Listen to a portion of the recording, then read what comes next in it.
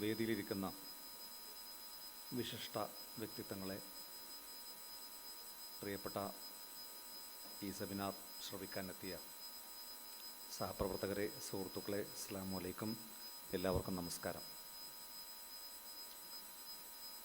ഹനിക്കപ്പെടുന്ന പൗരസ്വാതന്ത്ര്യം എന്ന വിഷയത്തിൽ മുസ്ലിം യൂത്ത് ലീഗ് സംസ്ഥാന കമ്മിറ്റി സംഘടിപ്പിക്കുന്ന സെമിനാറിലാണ് നമ്മളിവിടെ ഒരുമിച്ച് കൂടിയിട്ടുള്ളത്. ഏത് സാഹചര്യത്തിലാണ് ഇത്തരമൊരു വിഷയം ചർച്ചക്കെടുക്കാൻ യൂത്ത് ലീഗിനെ പ്രേരിപ്പിച്ചത് എന്ന കാര്യം പ്രത്യേകിച്ച് എടുത്തു പറയേണ്ടതില്ല. ഒട്ടേറെ പൗരാവകാശങ്ങൾ നിഷേധിക്കപ്പെടുന്ന ഒരു രാജ്യത്താണ് ഞാനും നിങ്ങളും ജീവിച്ചുകൊണ്ടിരിക്കുന്നത്. നമ്മുടെ രാജ്യം തന്നെ ജനാധിപത്യ സൂചികയിൽ വളരെ പിറകോട്ട് പോകുന്ന വാർത്തകൾ വർത്തമാനകാലത്താണ് നമ്മളേറെ ചർച്ച ചെയ്തത്. ഭരണകൂടത്തെ വിമർശിക്കുന്നത് പോലും രാജ്യദ്രോഹ കുറ്റമാണ് എന്ന ആക്ഷേപം നമ്മുടെ രാജ്യത്ത് കേൾക്കാൻ തുടങ്ങിയിട്ട് കുറച്ച് നാളുകളായി. സമീപകാലത്താണ് ജമ്മുകശ്മീരിൻ്റെ മുൻ മുഖ്യമന്ത്രി ഫാറൂഖ് അബ്ദുള്ള ഭരണകൂടത്തെ വിമർശിച്ചു എന്നതിൻ്റെ പേരിൽ രാജ്യദ്രോഹ കുറ്റം ചുമത്തണം എന്ന ആവശ്യവുമായി ഒരാൾ കോടതിയെ സമീപിച്ചത്. രാജ്യത്തിൻ്റെ പരമോന്നത നീതിപീഠമായ സുപ്രീം കോടതി വളരെ അസന്നിഗ്ധമായി പ്രഖ്യാപിച്ചത് ഭരണകൂടത്തെ വിമർശിക്കുന്നത്, ഭരിക്കുന്ന പാർട്ടിയെ വിമർശിക്കുന്നത് രാജ്യദ്രോഹ കുറ്റമായി കണക്കാക്കാൻ കഴിയില്ല എന്നാണ്. അതിനുശേഷം കർഷക സമരത്തെ, അതുമായി ബന്ധപ്പെട്ട് സർക്കാരിനെ വിമർശിച്ച ദിശ രവി എന്ന പരിസ്ഥിതി പ്രവർത്തക, കേവലം 22 വയസ്സ് മാത്രം പ്രായമുള്ള ഒരു പരിസ്ഥിതി പ്രവർത്തകയെയാണ് 6 ദിവസം അകാരണമായി പോലീസ് കസ്റ്റഡിയിലെടുത്ത് പീഡിപ്പിച്ച വാർത്ത നമ്മൾ വായിച്ചത്. ആ സംഭവത്തെയും ഡൽഹി പട്യാല കോടതി വളരെ രൂക്ഷമായ ഭാഷയിൽ വിമർശിക്കുന്ന ഒരു സ്ഥിതിയുണ്ടായി. അഭിപ്രായ സ്വാതന്ത്ര്യം നമ്മുടെ രാജ്യം ഏറെ അഭിമാനത്തോടു കൂടി പറയുന്ന, ഇന്ത്യൻ ഭരണഘടന രാജ്യത്തെ പൗരന്മാർക്ക് ഉറപ്പ് നൽകിയ അഭിപ്രായ സ്വാതന്ത്ര്യം പല ഘട്ടങ്ങളിൽ ചോദ്യം ചെയ്യുന്ന ഇത്തരം ഒരുപാട് സംഭവങ്ങൾ കോടതി അവിടെ ഇടപെടുകയും കോടതി അവരുടെ അവകാശങ്ങൾ പുനഃസ്ഥാപിച്ചു കൊടുക്കുകയും ചെയ്യേണ്ട ഒരു സ്ഥിതി എത്ര പേർക്ക് അങ്ങനെ കോടതിയെ സമീപിക്കാൻ സാധിക്കും? ഏറ്റവും ഒടുവിൽ നമ്മുടെ നാട്ടിലാണ് ഒരു മാധ്യമ സ്ഥാപനം അടച്ചുപൂട്ടേണ്ടി വന്നത്, മീഡിയ വൺ. അങ്ങനെ തങ്ങൾക്കിഷ്ടമില്ലാത്തവരെ അടച്ചുപൂട്ടുക, തങ്ങൾക്കെതിരെ പറയുന്നവരുടെ വായ മൂടിക്കെട്ടുക എന്നത് ഒരു ഭാഗത്ത്, വ്യക്തി സ്വാതന്ത്ര്യം നിരന്തരമായി കവർന്നെടുക്കുക വേറെ ഒരു ഭാഗത്ത്. ആദ്യം ഭക്ഷണവുമായി ബന്ധപ്പെട്ട് ഭക്ഷണത്തിൽ നമുക്കുള്ള അവകാശങ്ങൾ, നമുക്കുള്ള സ്വാതന്ത്ര്യം അത് ഭരിക്കുന്ന പാർട്ടി തീരുമാനിക്കും എന്ന നില വന്നു. ആദ്യം പശുവിൻ്റെ പേരിലായി, പിന്നീട് ഹലാൽ ഭക്ഷണത്തിൻ്റെ പേരിലായി. 2 രീതിയിൽ, ഒരു ഭാഗത്ത് ഇക്കാര്യങ്ങൾ പറഞ്ഞ് വിഭാഗീയത ഉണ്ടാക്കാൻ ശ്രമിക്കുക, മറുഭാഗത്ത് വ്യക്തികളുടെ സ്വാതന്ത്ര്യം കവർന്നെടുക്കാൻ ശ്രമം നടത്തുക. എത്ര നൂറ്റാണ്ടുകളായി നമ്മുടെ നാട്ടിൽ ഹലാൽ ഭക്ഷണം ആളുകൾ കഴിക്കുന്നു. അതിൻ്റെ പേരിൽ എന്തെങ്കിലും ഒരു വിഭാഗീയത ഏതെങ്കിലും നിലക്ക് നമുക്കാർക്കും കാണാൻ കഴിഞ്ഞിട്ടില്ല, നമ്മുടെ പൂർവികർക്കും കാണാൻ കഴിഞ്ഞിട്ടില്ല. നമ്മുടെ രാജ്യം രാജ്യത്തെ ന്യൂനപക്ഷങ്ങളുടെ ഭക്ഷണപരമായ വൈവിധ്യങ്ങളെ ഏറെ അംഗീകരിക്കുന്ന ഒരു രാഷ്ട്രമാണ്. വിമാനത്തിൽ യാത്ര ചെയ്യുന്നവർക്കറിയാം, എയർ ഇന്ത്യയിൽ ടിക്കറ്റ് ബുക്ക് ചെയ്യുമ്പോൾ അതിനകത്ത് ജെയിൻ ഭക്ഷണം പോലുമുണ്ട്, കോഷർ ഭക്ഷണമുണ്ട്. ജൂതമത വിശ്വാസികൾക്ക് അവരുടെ ഭക്ഷണം വളരെ വ്യത്യസ്തമായ ഭക്ഷണമാണ്. എല്ലാ ഭക്ഷണവും അവർക്ക് കഴിക്കാൻ കഴിയില്ല. അതുകൊണ്ട് ജൂതമത വിശ്വാസികൾ അവർ വിമാനത്തിൽ യാത്ര ചെയ്യുമ്പോൾ, ദീർഘദൂരം യാത്ര ചെയ്യുമ്പോൾ ഭക്ഷണം കിട്ടാത്ത ഒരു സാഹചര്യം വരരുത് എന്ന് മനസ്സിലാക്കി നമ്മുടെ രാഷ്ട്രം കോഷർ ഭക്ഷണങ്ങൾ നമ്മൾ വിമാനത്തിൽ അനുവദിക്കുന്നു. ജൈനമതക്കാർക്ക് അവരുടെ ഭക്ഷണം, ജെയിൻ ഫുഡ് നമ്മൾ എയർ ഇന്ത്യയിൽ അനുവദിക്കുന്നു, ഹലാൽ ഭക്ഷണം അനുവദിക്കുന്നു. ഒരു ന്യൂനപക്ഷമാണ് എന്ന് കരുതി അവരെ വേർതിരിക്കുന്ന ഒരു സമീപനം നമുക്കില്ല. അതാണ് ഈ രാജ്യത്തിൻ്റെ പൈതൃകം. എന്നാൽ ഇന്ന് ഹലാൽ ഭക്ഷണം എന്ന് പറയുന്നത്, അത് വിൽക്കുന്നത്, അത് വിതരണം ചെയ്യുന്നത്, അത് കഴിക്കുന്നത് ഒരു പാതകമായി പ്രചരിപ്പിക്കാനുള്ള ശ്രമങ്ങൾ ഉണ്ടാകുന്നു. ഞാൻ ഏതാനും മാസങ്ങൾക്ക് മുമ്പ് ബഹ്റൈനിൽ പോയപ്പോൾ ഒരു മാളിൽ അവിശ്വാസികൾക്ക് വേണ്ടി ഒരു പ്രത്യേകമായൊരു മീറ്റ് കോർണർ കാണുകയുണ്ടായി. നോൺ ഹലാൽ മീറ്റ് എന്ന് ആ കൗണ്ടറിന് പുറത്ത് എഴുതി വച്ചിരിക്കുന്നു. ആ രാജ്യത്തെ ന്യൂനപക്ഷങ്ങൾ, അവിശ്വാസികളായ ന്യൂനപക്ഷങ്ങളെ ആ രാഷ്ട്രം മാനിക്കുകയാണ്. ഏത് രാഷ്ട്രത്തിൻ്റെയും പുരോഗതിയുടെ അളവുകോൽ ഇങ്ങനെ എല്ലാ വിഭാഗങ്ങളെയും തുല്യമായി പരിഗണിക്കുന്നതിലാണ്. നിർഭാഗ്യരെന്ന് പറയട്ടെ, ഭക്ഷണത്തിൻ്റെ പേരിൽ പ്രിയപ്പെട്ട ബഷീർ ഖാൻ,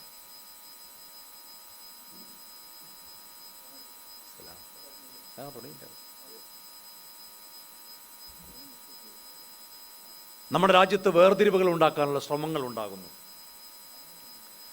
പിന്നീട് വസ്ത്രമായി, നിങ്ങൾ ഏത് വസ്ത്രം ധരിക്കണം എന്ന് ഭരിക്കുന്ന പാർട്ടി തീരുമാനിക്കുന്ന ഒരു സ്ഥിതി. എങ്ങനെയാണത് വകവെച്ച് കൊടുക്കാൻ കഴിയുക?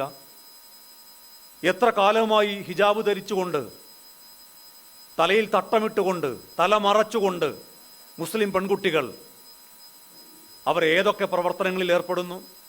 അവർ വിദ്യാഭ്യാസം ചെയ്യുന്നു, അവർ ജോലി ചെയ്യുന്നു, വലിയ വലിയ ഉയർന്ന പദവികളിൽ അഭിമാനത്തോടെ തങ്ങളുടെ വിശ്വാസമനുസരിച്ചുകൊണ്ട് അവർ ജീവിക്കുന്നു. എന്നാൽ ഒരു സുപ്രഭാതത്തിൽ രാജ്യം ഭരിക്കുന്ന പാർട്ടിയുടെ വക്താക്കൾ വന്ന് നിങ്ങൾക്കിഷ്ടമുള്ള വസ്ത്രം ധരിക്കാൻ കഴിയില്ല എന്ന് പറയുന്നു. നമ്മളൊക്കെ സ്കൂളിൽ പഠിച്ചവരാണ്. നമ്മൾ സ്കൂളിൽ പഠിക്കുന്ന സമയത്ത് തലയിൽ തട്ടമിടുന്ന പെൺകുട്ടികളെ കാണാറുണ്ട്, പൊട്ടുതൊടുന്ന കുട്ടികൾ ഉണ്ടാകാറുണ്ട്, കുരിശുമാല ധരിച്ച കുട്ടികൾ ഉണ്ടാകാറുണ്ട്. അതിൻ്റെ പേരിൽ വേർതിരിവല്ല, അതിൻ്റെ പേരിലാണ് കൂടുതൽ ഊഷ്മളമായ സൗഹൃദങ്ങൾ ഉണ്ടായത്.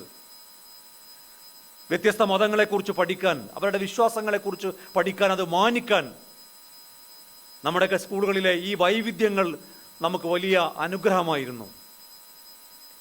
എന്നാൽ ഇന്നൊരു മതവിഭാഗത്തെ, അവരുടെ വിശ്വാസങ്ങളെ, അവരുടെ ആചാരങ്ങളെ, ആ വിശ്വാസമനുസരിച്ചുള്ള വസ്ത്രരീതിയെ അംഗീകരിക്കാൻ കഴിയില്ല എന്ന് പറയുന്നു. എന്നൊരു കൂട്ടർ കാവ്യ വസ്ത്രവുമായി വരുന്നു. എന്നിട്ട് അവർ പ്രശ്നമുണ്ടാക്കുന്നു. ഒടുവിൽ സമീകരിക്കുന്നു. രണ്ടു കൂട്ടരും പ്രശ്നക്കാരാണ് എന്ന് പറയുന്നു. അതെങ്ങനെയാണ് രണ്ടു കൂട്ടരും പ്രശ്നക്കാരാവുന്നത്? ഒരു മതവിഭാഗത്തിൻ്റെ ആചാരങ്ങളെ അംഗീകരിക്കില്ല എന്ന് പറയുന്നതും തങ്ങളുടെ മതവിശ്വാസം അനുസരിച്ച് ജീവിക്കണം എന്ന് പറയുന്നതും എങ്ങനെയാണ് തുല്യമായി കാണാൻ കഴിയുന്നത്? ഇത് സമീകരിക്കുക, ഇത് രണ്ടും ഒന്നാണെന്ന് പറയുക, എന്നിട്ട് ഇതിൻ്റെ പിന്നിൽ കുറെ ഗൂഢാലോചനയും ഗൂഢപദ്ധതിയും ഉണ്ട് എന്ന് പറയുക, അവർ തീവ്രവാദികളാണെന്ന് പറയുക, അവർ ജിഹാദികളാണ് എന്ന് മുദ്രകുത്തുക. നിങ്ങൾ അവകാശങ്ങളെക്കുറിച്ച് സംസാരിച്ചാൽ, നിങ്ങൾ അവകാശങ്ങൾക്ക് വേണ്ടി വാദിച്ചാൽ, നിങ്ങൾ ഏറ്റവും എളുപ്പത്തിൽ ജിഹാദിയാണ്, വർഗീയവാദിയാണ് എന്ന മുദ്രകുത്തലിന് വിധേയമാകുന്ന ഒരു സാഹചര്യം ഇന്ത്യൻ പശ്ചാത്തലത്തിൽ നമ്മൾ കാണുന്നു. വൈവിധ്യങ്ങളുടെ പേരിൽ ഒരുപാട് അഭിമാനം കൊണ്ടവരാണ്, വസ്ത്രത്തിൻ്റെ പേരിലാണെങ്കിലും. നമ്മുടെ നാട്ടിൽ തന്നെ എടുക്കാം. നമ്മുടെ നാട്ടിൽ പോലീസുകാർ ശബരിമലയിലേക്ക് പോകുമ്പോൾ അവരുടെ വിശ്വാസമനുസരിച്ച് അവർ മാല ധരിച്ചാൽ സാധാരണ നിലക്ക് പോലീസുകാർക്ക് താടി വെക്കാൻ പാടില്ല. എന്നാൽ മാല ധരിച്ചാൽ അവർക്ക് താടി വെക്കാം. അങ്ങനെയാണ് വേണ്ടത്. ആ വിശ്വാസത്തെ നമ്മുടെ നാട് മാനിക്കുകയാണ്. സിഖുകാർ, അവർക്ക് ഒരു നിലക്കും തലപ്പാവ് അഴിച്ചു വെക്കാൻ പാടില്ല. ഹർഭജൻ സിംഗ് ഒരിക്കൽ തന്റെ തലപ്പാവ് അഴിച്ചു വെച്ചതിന് സിഖ് സമൂഹത്തോട് പരസ്യമായി മാപ്പ് ചോദിക്കുന്നത് നമ്മൾ കണ്ടിരുന്നു. അവരുടെ വിശ്വാസമനുസരിച്ച് അവരുടെ തല മറക്കണം എന്നുള്ളതാണ്. അതുകൊണ്ട് രാജ്യം ആ വിശ്വാസത്തെ മാനിക്കുന്നു. അവർ സൈന്യത്തിൽ ചേർന്നാൽ, അവർ പോലീസിൽ ചേർന്നാൽ അവർക്ക് ആ തലപ്പാവ് ധരിക്കാം. നിർഭാഗ്യമെന്ന് പറയട്ടെ, മതേതരത്തിൻ്റെ കാര്യത്തിൽ ഏറെ അഭിമാനം കൊള്ളുന്ന നമ്മുടെ നാട്ടിൽ സ്റ്റുഡൻറ് പോലീസ് കേഡറ്റിൽ അത്തരം യൂണിഫോമുകൾ അനുവദിക്കാൻ പാടില്ല എന്നു മാത്രമല്ല, അങ്ങനെ അനുവദിച്ചാൽ അത് സെക്യുലറിസത്തിന് വലിയ കളങ്കമേൽക്കും എന്ന നിലപാട് നമ്മുടെ സർക്കാർ സ്വീകരിക്കുന്നതും നമ്മൾ കാണുകയുണ്ടായി. ഏതാണ് സെക്യുലറിസം? വൈവിധ്യങ്ങളാണോ, അതല്ല എല്ലാം ഒന്നിലേക്ക് കേന്ദ്രീകരിക്കുന്നതാണോ എന്നുള്ളത് ചർച്ച ചെയ്യപ്പെടേണ്ടതാണ്. വൈവിധ്യങ്ങളാണ്, പ്ലൂരലിസമാണ്, ഇൻക്ലൂസീവ്നെസ് ആണ് നമ്മുടെ നാട്ടിലെ സെക്യുലറിസം കൊണ്ട് ഉദ്ദേശിക്കുന്നത് എന്ന് നമ്മൾ വിശ്വസിക്കുന്നു. ചിലർ വന്ന് ഉപദേശിക്കുന്നു, നിങ്ങൾ മൗനം പാലിക്കണം, നിങ്ങൾ മൗനം പാലിച്ചില്ലെങ്കിൽ ഇത് സംഘപരിവാറിന് വലിയ ആയുധമാകും, അതുകൊണ്ട് നിങ്ങൾ ഹിജാബ് ധരിക്കരുത്, നിങ്ങളത് അഴിച്ചു വെക്കണം എന്നവർ പറയുമ്പോൾ നിങ്ങൾ അഴിച്ചു വെക്കൂ, അല്ലെങ്കിൽ അത് അവർക്ക് ആയുധമാകും. നിങ്ങൾ എന്തിനാണ് ഹലാൽ ഭക്ഷണം കഴിക്കണം എന്ന് വാശി പിടിക്കുന്നത്? അത് സംഘപരിവാറിന് വളമാകും. നിങ്ങൾ എന്തിനാണ് ബീഫ് കഴിക്കണം എന്ന് പറയുന്നത്? അത് അവർക്ക് വളമാകും. നിങ്ങൾ മൗനം പാലിച്ചാൽ വർഗീയത അവസാനിക്കും. അതാണ് ഒരു കൂട്ടരുടെ ഉപദേശം. വേറെ ഒരു കൂട്ടർ പറയുന്നത്, ഇതൊന്നും നമുക്ക് ഇങ്ങനെയൊന്നും പരിഹരിക്കാൻ കഴിയില്ല, നമുക്ക് ആക്രമിക്കാം, നമുക്ക് ആയുധമെടുക്കാം, അക്രമത്തിൻ്റെ മാർഗത്തിലൂടെ അവരെ നിലം പരിശാക്കാം എന്ന് വേറെ ഒരു കൂട്ടർ. അവിടെ നമ്മൾ വിശ്വസിക്കുന്നു, യൂത്ത് ലീഗ് വിശ്വസിക്കുന്നു, ഇത് രണ്ടുമല്ല. നിങ്ങൾ ഉറക്കെ പറയണം, നിങ്ങൾ അവകാശങ്ങൾക്ക് വേണ്ടി ശബ്ദിക്കണം, ജനാധിപത്യപരമായി നിയമപരമായ മാർഗത്തിൽ നിങ്ങളുടെ അവകാശങ്ങൾക്ക് വേണ്ടി നിലക്കാത്ത ശബ്ദവുമായി നിങ്ങൾ മുന്നോട്ട് പോകണം എന്ന് വിശ്വസിക്കുന്ന യുവജന പ്രസ്ഥാനമാണ് ഇന്ന് ഇത്തരമൊരു ചർച്ചയുമായി ഇവിടെ ഹനിക്കപ്പെടുന്ന പൗരസ്വാതന്ത്ര്യം എന്ന ഒരു വിഷയത്തിൽ ഊന്നി നിന്നുകൊണ്ട് വിവിധ അതിഥികളുമായി സംവദിക്കുന്നത്. ഓരോരുത്തരും അവരുടെ അഭിപ്രായങ്ങൾ പങ്കുവെക്കും എന്ന് ഞങ്ങൾ വിശ്വസിക്കുകയാണ്. ഇതിൻ്റെ ഉദ്ഘാടന കർമ്മം നിർവഹിക്കുന്നത് മുസ്ലിം ലീഗിൻ്റെ ഉന്നതാധികാര സമിതി അംഗം, ബഹുമാന്യനായ നേതാവ്, ബഹുമാനപ്പെട്ട സംസ്ഥാന പ്രസിഡന്റ് അസുഖബാധിതനായതിനാൽ അദ്ദേഹത്തിൻ്റെ ചുമതലകൾ വഹിക്കുന്ന സയ്യിദ് സാദിഖ് അലി ശിഹാബ് തങ്ങളാണ്. അദ്ദേഹത്തെ മുസ്ലിം യൂത്ത് ലീഗിൻ്റെ സംസ്ഥാന കമ്മിറ്റിക്ക് വേണ്ടി ഈ സെമിനാറിലേക്ക് സ്വാഗതം ചെയ്യുകയാണ്. ഇതിനകത്ത് പ്രഭാഷണം നിർവഹിക്കുന്നത് നമ്മുടെ അഭിമാനം, പൊന്നാനി പാർലമെൻറ്റ് അംഗം, ഇന്ത്യയുടെ പാർലമെൻറ്റിൽ ഇത്തരം അവകാശങ്ങൾക്ക് വേണ്ടി ഒരു ഭീഷണിക്കും വഴങ്ങാതെ, ഒരു പേടിപ്പെടുത്തലിന് മുമ്പിലും മുട്ടുവിറക്കാതെ ഈ ശബ്ദങ്ങൾ ഇന്ത്യയുടെ പാർലമെൻറ്റിൽ മുഴക്കിക്കൊണ്ടിരിക്കുന്ന പ്രിയങ്കരനായ ഇ.ടി. മുഹമ്മദ് ബഷീർ സാഹിബാണ്. അദ്ദേഹത്തെ സ്വാഗതം ചെയ്യുകയാണ്. തൻ്റെ എഴുത്തിലൂടെ, തൻ്റെ ചെറിയ ചെറിയ വരികളിലൂടെ വലിയ വലിയ അർത്ഥങ്ങളിലേക്ക് നമ്മെ എല്ലാവരെയും കൊണ്ടുപോകുന്ന, ഫാഷിസ്റ്റ് നിലപാടുകൾക്കെതിരെ ഹന്തിയില്ലാത്ത പോരാട്ടം നിർവഹിക്കുന്ന പ്രഗത്ഭനായ എഴുത്തുകാരൻ പി.കെ. പാറക്കടവിനെ ഈ വേദിയിലേക്ക്, ഈ സെമിനാറിലേക്ക് സ്വാഗതം ചെയ്യുകയാണ്. ഞാനിവിടെ മീഡിയ വണ്ണിനെ കുറിച്ച് സൂചിപ്പിക്കുകയുണ്ടായി. സമീപകാലത്ത് വരെ ഒരു പക്ഷേ അല്ല, കേരളത്തിൽ ഒരു വാർത്ത ലൈവായി ആദ്യമായി വായിച്ച, വാർത്താ വായനക്കാരൻ മാത്രമല്ല കഥാകൃത്ത് കൂടിയായ, എഴുത്തുകാരൻ കൂടിയായ, ഒരുപക്ഷെ ഇങ്ങനെ ഒരു ജോലിയിലേക്ക് വന്നില്ലായിരുന്നുവെങ്കിൽ ഒരു എഴുത്തിൽ മാത്രം കേന്ദ്രീകരിക്കാൻ കഴിയുമായിരുന്ന നല്ലൊരു സാഹിത്യകാരനായിട്ടുള്ള മീഡിയ വണ്ണിൻ്റെ ഇപ്പോഴത്തെ എഡിറ്ററായിട്ടുള്ള പ്രമോദ് രാമനാണ്. അദ്ദേഹത്തെ വളരെ വിനയപൂർവ്വം ഈ സെമിനാറിലേക്ക് സ്വാഗതം ചെയ്യുകയാണ്. ഈ വേദിയിൽ എത്തിച്ചേർന്ന മറ്റ് യൂത്ത് ലീഗിൻ്റെ സംസ്ഥാന ഭാരവാഹികളായിട്ടുള്ള എൻ്റെ സഹപ്രവർത്തകർ, സംസ്ഥാന treasurer P Ismail, Jishan, Mujeeb Kaderi, Ashraf Edaneer, CK Muhammad Ali, advocate Karyara Naseer, Gafoor കോൽക്കളത്തിൽ, കോഴിക്കോട് ജില്ലാ president Misab Kiyariyur, general secretary T Moideen Koya ഉൾപ്പെടെയുള്ള ഇതിൻ്റെ സംഘാടകരെ എല്ലാവരെയും, സർവോപരി ഈ പരിപാടി ശ്രവിക്കാനെത്തിയ പ്രിയപ്പെട്ട സഹപ്രവർത്തകരെയും, ലോകം മുഴുവനും നമ്മുടെ ഫേസ്ബുക്ക് ലൈവ് വഴി ഇത് വീക്ഷിക്കുന്ന എല്ലാവരെയും ഈ സെമിനാറിലേക്ക് സ്വാഗതം ചെയ്തുകൊണ്ട്, ഈ സെമിനാർ റിപ്പോർട്ട് ചെയ്യാൻ എത്തിച്ചേർന്നിട്ടുള്ള പ്രിയപ്പെട്ട മാധ്യമപ്രവർത്തകരെയും സ്വാഗതം ചെയ്തുകൊണ്ട് ഇതിൻ്റെ അധ്യക്ഷ പദം അലങ്കരിക്കാൻ വേണ്ടി ബഹുമാന്യനായ സംസ്ഥാന പ്രസിഡന്റ്, ഞങ്ങളുടെ നായകൻ സയ്യിദ് മുനവ്വർ ശിഹാബ് തങ്ങളെ ക്ഷണിച്ചുകൊണ്ട് ഞാൻ എൻ്റെ വാക്കുകൾ അവസാനിപ്പിക്കുന്നു. അഭിവാദ്യങ്ങൾ.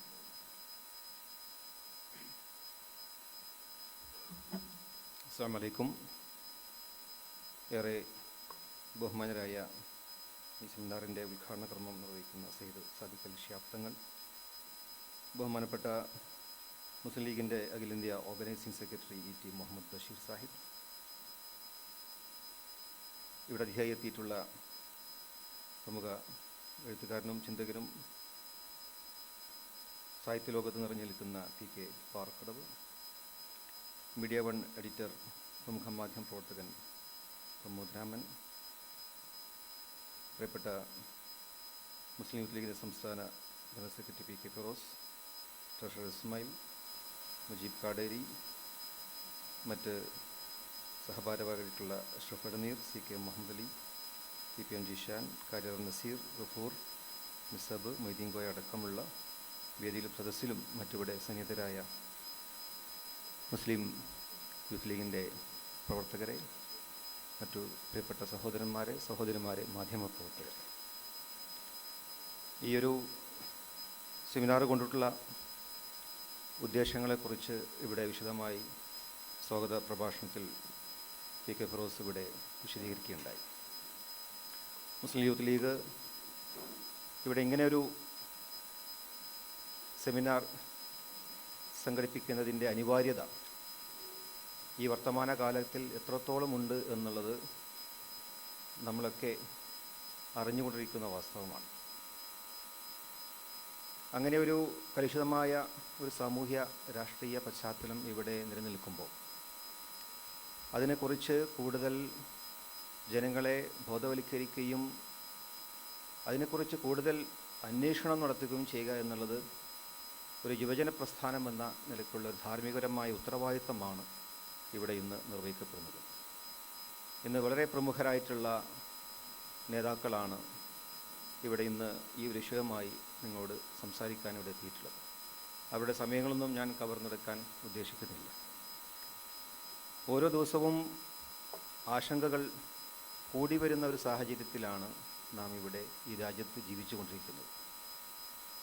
ഇന്നത്തെ ഒരു സാഹചര്യം ആയിരിക്കില്ല നാളെ എന്നുള്ള ഒരു ഭീതി ഓരോരുത്തരും ജനിപ്പിച്ചുകൊണ്ടാണ് ഇവിടെ ഇന്ന് നമ്മുടെ രാജ്യം മുന്നോട്ട് പോയിക്കൊണ്ടിരിക്കുന്നത്. ഇന്ത്യ എന്ന് പറയുന്ന നമ്മുടെ അഭിമാനകരമായ രാജ്യം, ഈ രാജ്യത്തിന് വേണ്ടി, ഇതിൻ്റെ സ്വാതന്ത്ര്യത്തിന് വേണ്ടി അഹോരാത്രം പാടുപെട്ട നമ്മുടെ പൂർവിക നായകന്മാർ, രാഷ്ട്രപിതാവ്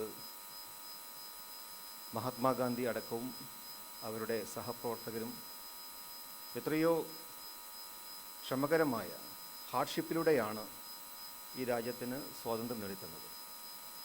അന്ന് കേവലം ഈ രാജ്യം സ്വാതന്ത്ര്യമാവുക എന്നത് മാത്രമായിരുന്നില്ല അവരുടെ സ്വപ്നം.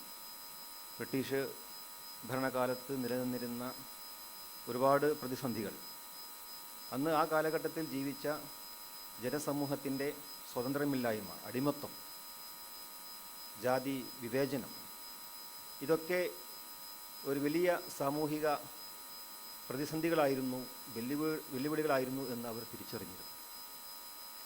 അപ്പോൾ അവിടെ വലിയൊരു പോരാട്ടത്തിനൊടുവിൽ ഇന്ത്യ സ്വാതന്ത്ര്യം നേടുകയും അതിനുശേഷം ഇന്ത്യൻ ജനതയ്ക്ക് വേണ്ടി ഏറ്റവും മനോഹരമായ ഒരു ഭരണഘടന നമ്മുടെ നേതാക്കൾ നമുക്ക് എഴുതി വച്ച് തരികയും ചെയ്തിട്ടുണ്ടായിരുന്നു. അതെല്ലാം നമ്മൾ ആസ്വദിച്ചു പോരുകയായിരുന്നു.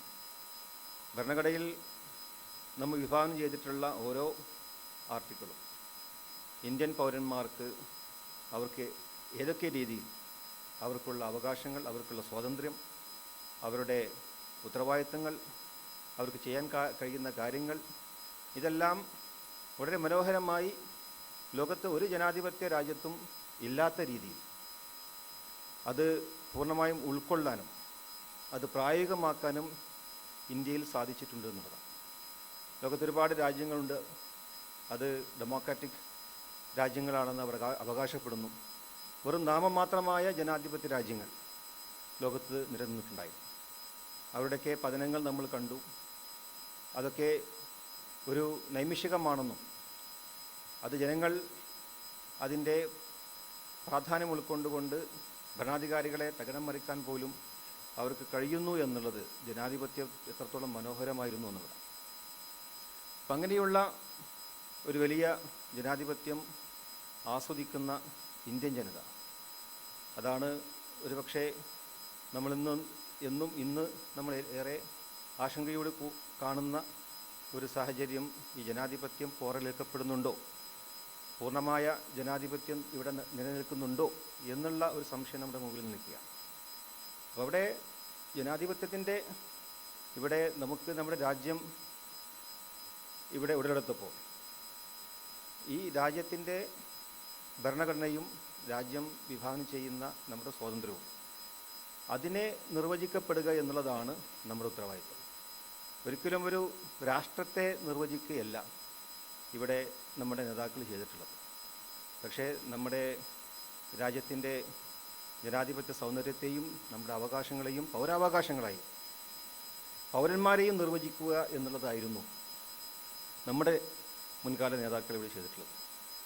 പക്ഷെ ഇവിടെ പല പ്രത്യയശാസ്ത്രങ്ങൾ we or the nationhood defined എന്ന് പറയുന്ന പല രാഷ്ട്ര നിർവചനങ്ങളും ഗോൾവാർക്കിനെ പോലുള്ള ആളുകൾ എഴുതി തുടങ്ങിയപ്പോൾ അത് രാഷ്ട്രത്തെ നിർവചിച്ചുകൊണ്ട് രാഷ്ട്രം ഇങ്ങനെ ആവണം എന്നുള്ളത് ഒരു ഫോർമാറ്റിലൂടെ അത് ഇങ്ങനെ ആയിരിക്കണം എന്നുള്ള ഒരു വിഭാവനത്തോടെ അവരുടെ ആശയങ്ങളിൽ നിന്നും ഉദിച്ച കാര്യങ്ങൾ ഇന്ന് ഓരോന്നായി ഇവിടെ നടപ്പിൽ വരുത്തിക്കൊണ്ടിരിക്കുക. അപ്പോൾ അതിൽ നമ്മളിവിടെ ജനാധിപത്യത്തെ ശക്തിപ്പെടുത്തേണ്ടതുണ്ട്. എന്ന് പറഞ്ഞാലും ജനങ്ങളാണ് ഏറ്റവും വലുത്. Of the people, by the people, for the people. ഇത് ജനങ്ങളുടേതാണ്, ജനങ്ങൾക്ക് വേണ്ടിയാണ്, ജനങ്ങളാലാണ് എന്ന ബോധ്യം നമ്മൾ ഓർമ്മിപ്പിച്ചുകൊണ്ടേയിരിക്കേണ്ടതുണ്ട്.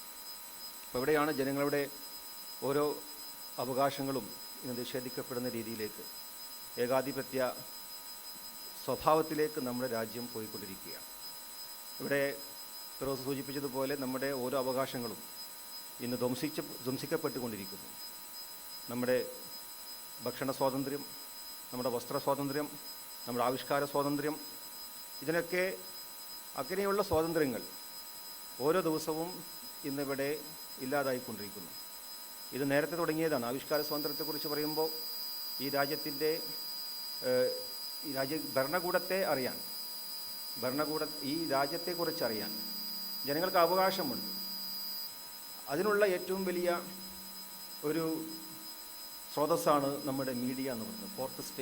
ഫോർത്ത് സ്റ്റേറ്റായി നമ്മുടെ ഡെമോക്രസിയുടെ ഭാഗമായി മീഡിയ നിൽക്കുമ്പോൾ അത് ജനങ്ങൾക്ക് റിപ്പോർട്ട് ചെയ്യാനുള്ളതാണ്. എന്താണ് ഇവിടെ ഭരണകൂടം ചെയ്യുന്നത്, നമ്മുടെ ഭരണം എങ്ങനെയാണ് എന്നുള്ളത് ജനങ്ങൾക്ക് കാണിച്ചു കൊടുക്കേണ്ട ഒരു ഉത്തരവാദിത്വം അത് നിറവേറ്റുന്ന മീഡിയ.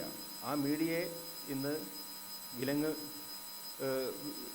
ഇന്ന് കൂട്ടുവിലങ്ങിട്ടുകൊണ്ട് ഇവിടെ ഇന്ന് അവരുടെ മേലിലും ഇന്ന് കൈകടത്തിയിരിക്കുകയാണെന്നുള്ളത് ഒരു യാഥാർത്ഥ്യമാണ്. അത് നേരത്തെ തന്നെ ഇവിടെ ഗവൺമെൻറ്റിനെതിരെ, സർക്കാരിനെതിരെ ശബ്ദിക്കുന്നവരെ നിശബ്ദരാക്കാൻ, അവരെ ഇല്ലായ്മ ചെയ്യാൻ, നിഷ്കാഷണം ചെയ്യാൻ വരെ അവർ മുന്നോട്ട് വന്നിരുന്നു എന്നുള്ളതാണ്. അപ്പോൾ അവിടെ ഇങ്ങനെയുള്ള ഒരു രാജ്യത്ത് ഇവിടുത്തെ ജനങ്ങൾ, ഇന്ത്യയിലെ ജനങ്ങൾ ബധിരരും മൂകരും അന്ധരുമല്ല എന്നുള്ളത് ഗവൺമെൻറ് മനസ്സിലാക്കുന്നത് നല്ലതാണ്. കാരണം ഇന്ത്യയിലെ ജനങ്ങളെ അന്ധരാക്കാനും മൂകരാക്കാനും ബധിരരാക്കാനുമുള്ള ശ്രമം ഇവിടെ നടന്നുകൊണ്ടിരിക്കുന്നു. അത് അവരുടെ വ്യാമോഹം മാത്രമാണ് എന്നുള്ളതാണ് നമുക്ക് അവിടെ പറയാനുള്ളത്. കാരണം ഇന്ത്യയിലെ ജനങ്ങൾ ജനാധിപത്യ ബോധമുള്ളവരാണ്. ആ ജനാധിപത്യ ബോധത്തെ കൂടുതൽ ശക്തിപ്പെടുത്തുക എന്നുള്ളത് തന്നെയാണ് മുസ്ലിം യൂത്ത് ലീഗ്, ഇവിടെ മുസ്ലിം ലീഗിൻ്റെ ഒരു പോഷക സംഘടന എന്നോണം ഇവിടെ നിർവഹിച്ചു കൊണ്ടിരിക്കുന്ന കാര്യങ്ങൾ. ഇവിടെ ഇത്തരം അവരുടെയൊക്കെ നിലപാടിനെതിരെ, ഇപ്പോൾ വർഗീയതക്കെതിരെയും അക്രമ രാഷ്ട്രീയത്തിനെതിരെയൊക്കെ ശക്തമായ രീതിയിൽ ഇവിടെ പ്രതിരോധിച്ച ഒരു സംഘടനയാണ് മുസ്ലിം യൂത്ത് ലീഗ്. അത് കഴിഞ്ഞ ഒരുപാട് കാലമായിക്കൊണ്ട് വർഗീയതക്കെതിരെയും ഫാഷിസത്തിനെതിരെയും ഒക്കെ ശക്തമായ രീതിയിൽ ഇവിടെ നമ്മൾ പ്രതിരോധിച്ചിട്ടുണ്ട്. ആ പ്രതിരോധം നമ്മൾ തുടരുക തന്നെ ചെയ്യുമെന്നുള്ളതാണ്. അപ്പോൾ അവിടെയാണ് നമുക്ക് ഇവിടെ സംഭവിച്ച ഒരുപാട് കാര്യങ്ങൾ. ലോകത്തെ ഏറ്റവും വലിയ മനുഷ്യാവകാശ സംഘടനയായ ആംനസ്റ്റി ഇൻ്റർനാഷണൽ അവർ പറഞ്ഞത് 2020 സെപ്റ്റംബറിൽ ഇന്ത്യയിൽ അവരുടെ പ്രവർത്തനങ്ങൾ അവർ നിർത്താൻ വേണ്ടി പോവുകയാണ്. കാരണം ഒരു മനുഷ്യാവകാശ സംഘടനയ്ക്ക് പോലും സ്വതന്ത്രമായി പ്രവർത്തിക്കാൻ സാധിക്കാത്ത രീതിയിൽ ഇവിടെ നിയന്ത്രണങ്ങൾ ഏർപ്പെട്ട് വന്നിരിക്കുന്നു എന്നുള്ളത് നമ്മുടെ രാജ്യം എങ്ങോട്ട് പോകുന്നു എന്നുള്ളത് ഒരു വലിയ ഉദാഹരണമാണ്. അവിടെയാണ് നമുക്ക് ഇവിടെ നമ്മുടെ ഓരോ സ്വാതന്ത്ര്യവും മുന്നെടുക്കാൻ, ഇവിടെ മീഡിയ വണ്ണിനെക്കുറിച്ച് പറഞ്ഞു, ഇവിടെ അതുമായി ബന്ധപ്പെട്ട കാര്യങ്ങളൊക്കെ ഇവിടെ പ്രമോദ് അടക്കമുള്ള ആളുകൾ ഇവിടെ പറയും. അപ്പോൾ അതിനേക്കൊന്നും കൂടുതൽ കടക്കുന്നില്ല. അപ്പം അങ്ങനെയുള്ള നമ്മുടെ ഓരോ സ്വാതന്ത്ര്യത്തെയും ഇവിടെ ഇല്ലായ്മ ചെയ്യുമ്പോൾ അതിനെ വീണ്ടെടുക്കാൻ നമ്മൾ മതേതര ബോധത്തോടു കൂടി ജനാധിപത്യത്തെ ഊഷ്മളമാക്കി മുന്നോട്ട് പോവേണ്ട ഒരവസ്ഥ ഇവിടെയുണ്ട്. അതിന് കണ്ണു തുറപ്പിക്കുന്ന ഒരു ചർച്ചയാണ് ഇവിടെ നിന്ന് സംഘടിപ്പിച്ചിട്ടുള്ളത്. ഇത് ഉദ്ഘാടനം ചെയ്യുന്നത് നേരത്തെ സൂചിപ്പിച്ചതുപോലെ മുസ്ലിം ലീഗിൻ്റെ ഉന്നതാധികാര സമിതി അംഗവും മലപ്പുറം ജില്ലാ പ്രസിഡന്റുമായ ബഹുമാനപ്പെട്ട സയ്യിദ് സാദിഖ് അലി ശിഹാബ് തങ്ങളാണ്. അദ്ദേഹത്തെ ഇതിൻ്റെ ഔപചാരികമായി ഉദ്ഘാടനം നിർവഹിക്കുന്നതിന് വേണ്ടി ആദരപൂർവ്വം ക്ഷണിച്ചുകൊണ്ട് എൻ്റെ വാക്കുകൾ ഉപസംഹരിക്കുന്നു. അസ്സലാമു അലൈക്കും.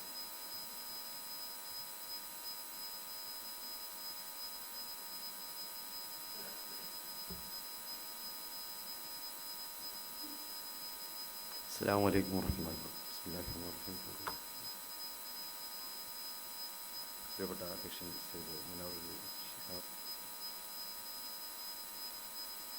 ഇന്നിവിടെ നമ്മുടെ സെമിനാറിൽ മുഖ്യ പ്രഭാഷണം നിർവഹിക്കുന്ന മുസ്ലിം ലീഗിൻ്റെ ദേശീയ organising secretary T Muhammad Basheer Sahib M P അവர்கள், പ്രിയപ്പെട്ട പി കെ പാറക്കട അവர்கள், പ്രമോദ് രാമൻ അവர்கள், P K Fazal Babu, Muslim youth League general secretary പ്രിയപ്പെട്ട പി കെ ഫിറോസ് സാഹിബ്, പ്രിയപ്പെട്ട ഇസ്മായിൽ, പി കെ ജിഷാൻ തുടങ്ങി വേദിയിലും സദസ്സുകളുടെ സന്നിധരായ മുസ്ലിം യൂത്ത് ലീഗിൻ്റെ ഭാരവാഹി സുഹൃത്തുക്കളെ, ഇവിടെ കൂടിയ പ്രിയ സഹോദരി സഹോദരന്മാർ, വളരെ ആനുകാലികമായ ഒരു വിഷയം പൊതുജന ശ്രദ്ധയിൽ കൊണ്ടുവരുന്നതിന് വേണ്ടി മുസ്ലിം യൂത്ത് ലീഗ് സംഘടിപ്പിച്ചിട്ടുള്ള ഹനിക്കപ്പെടുന്ന പൗരസ്വാതന്ത്ര്യം എന്ന പേരിലെ പ്രത്യേക സെമിനാർ, ഒരു മനുഷ്യാവകാശ സെമിനാർ എന്ന ഒരു ഹെഡിങ്ങോടെയാണല്ലോ ഇത് ഇവിടെ അവതരിപ്പിക്കപ്പെടുന്നത്. മുസ്ലിം യൂത്ത് ലീഗിനെ അഭിനന്ദിക്കുകയാണ്. പ്രത്യേകിച്ച് ഇന്നത്തെ കാലഘട്ടത്തിലേറെ ചർച്ചാ വിഷയമായിട്ടുള്ള കാര്യങ്ങൾ പൗരസ്വാതന്ത്ര്യം,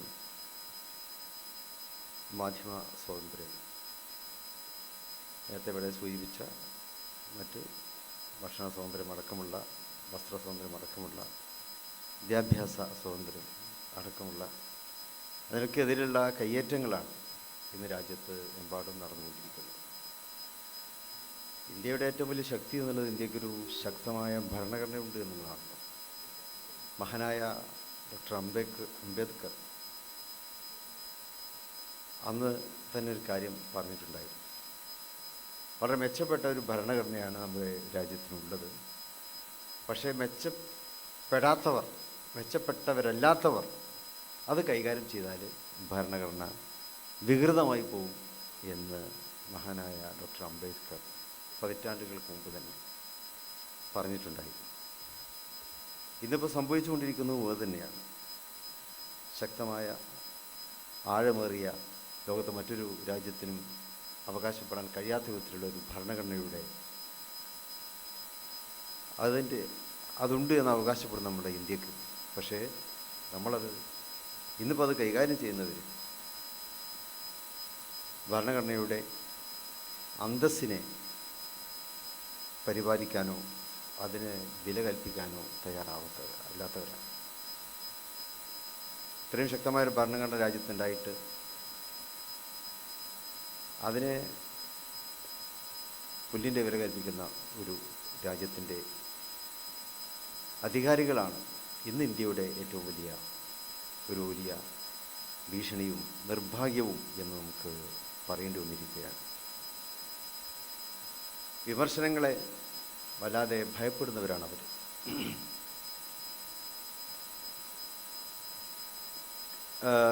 ചെയ്തികൾ ശരിയല്ലാത്തവരാണ് വിമർശനങ്ങളെ ഭയപ്പെടുക. ചെയ്യുന്ന കാര്യങ്ങൾ അത് ചോദ്യം ചെയ്യപ്പെടും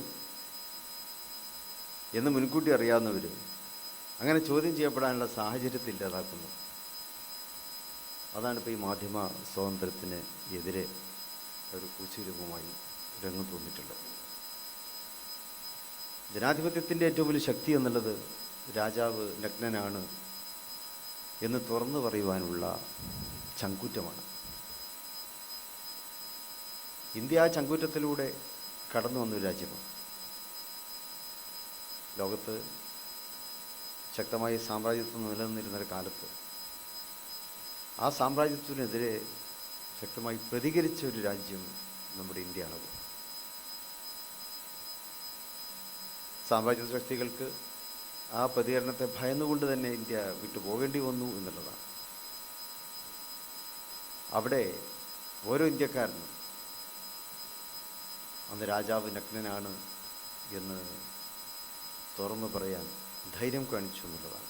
മഹാനായ നെഹ്റുവിൻ്റെ നേതൃത്വത്തിൽ, മഹാത്മജിയുടെ നേതൃത്വത്തിൽ, മറ്റ് സ്വാതന്ത്ര്യ സമര ദേശീയ പ്രസ്ഥാന നായകന്മാരുടെയൊക്കെ നേതൃത്വത്തിൽ ഇന്ത്യ ഒറ്റക്കെട്ടായി അന്ന് കാഴ്ചവെച്ച ജനാധിപത്യത്തിൻ്റെ ആ ഒരു വലിയ ശക്തി നമ്മൾ അതിനെ നഷ്ടപ്പെടുത്തിക്കൂടാ. നെഹ്റുവിനെ പോലെയുള്ളവരൊക്കെ വിമർശനങ്ങളെയും സ്വാഗതം ചെയ്തവരായിരുന്നു. നെഹ്റുവിനെതിരെ സ്ഥിരമായി കാർട്ടൂൺ വരച്ചിരുന്ന പ്രശസ്തനായ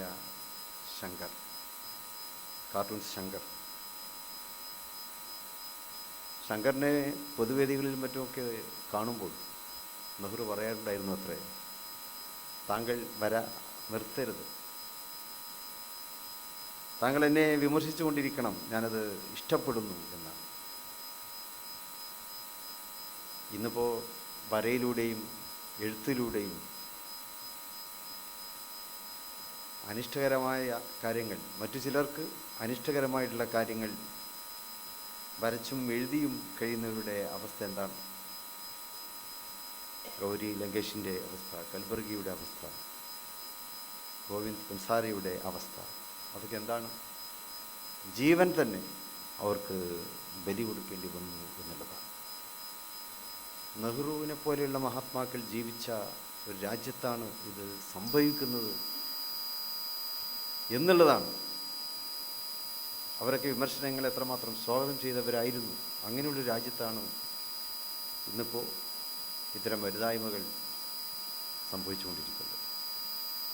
എനിക്ക് തോന്നുന്നു അതിലെ അടിയന്തരാവസ്ഥ കാലത്ത് പോലും, അന്ന് മാധ്യമ സ്വാതന്ത്ര്യം കുറച്ച് വിലക്കപ്പെട്ട കാര്യമായിരുന്നു, പക്ഷെ അത് അന്ന് പോലും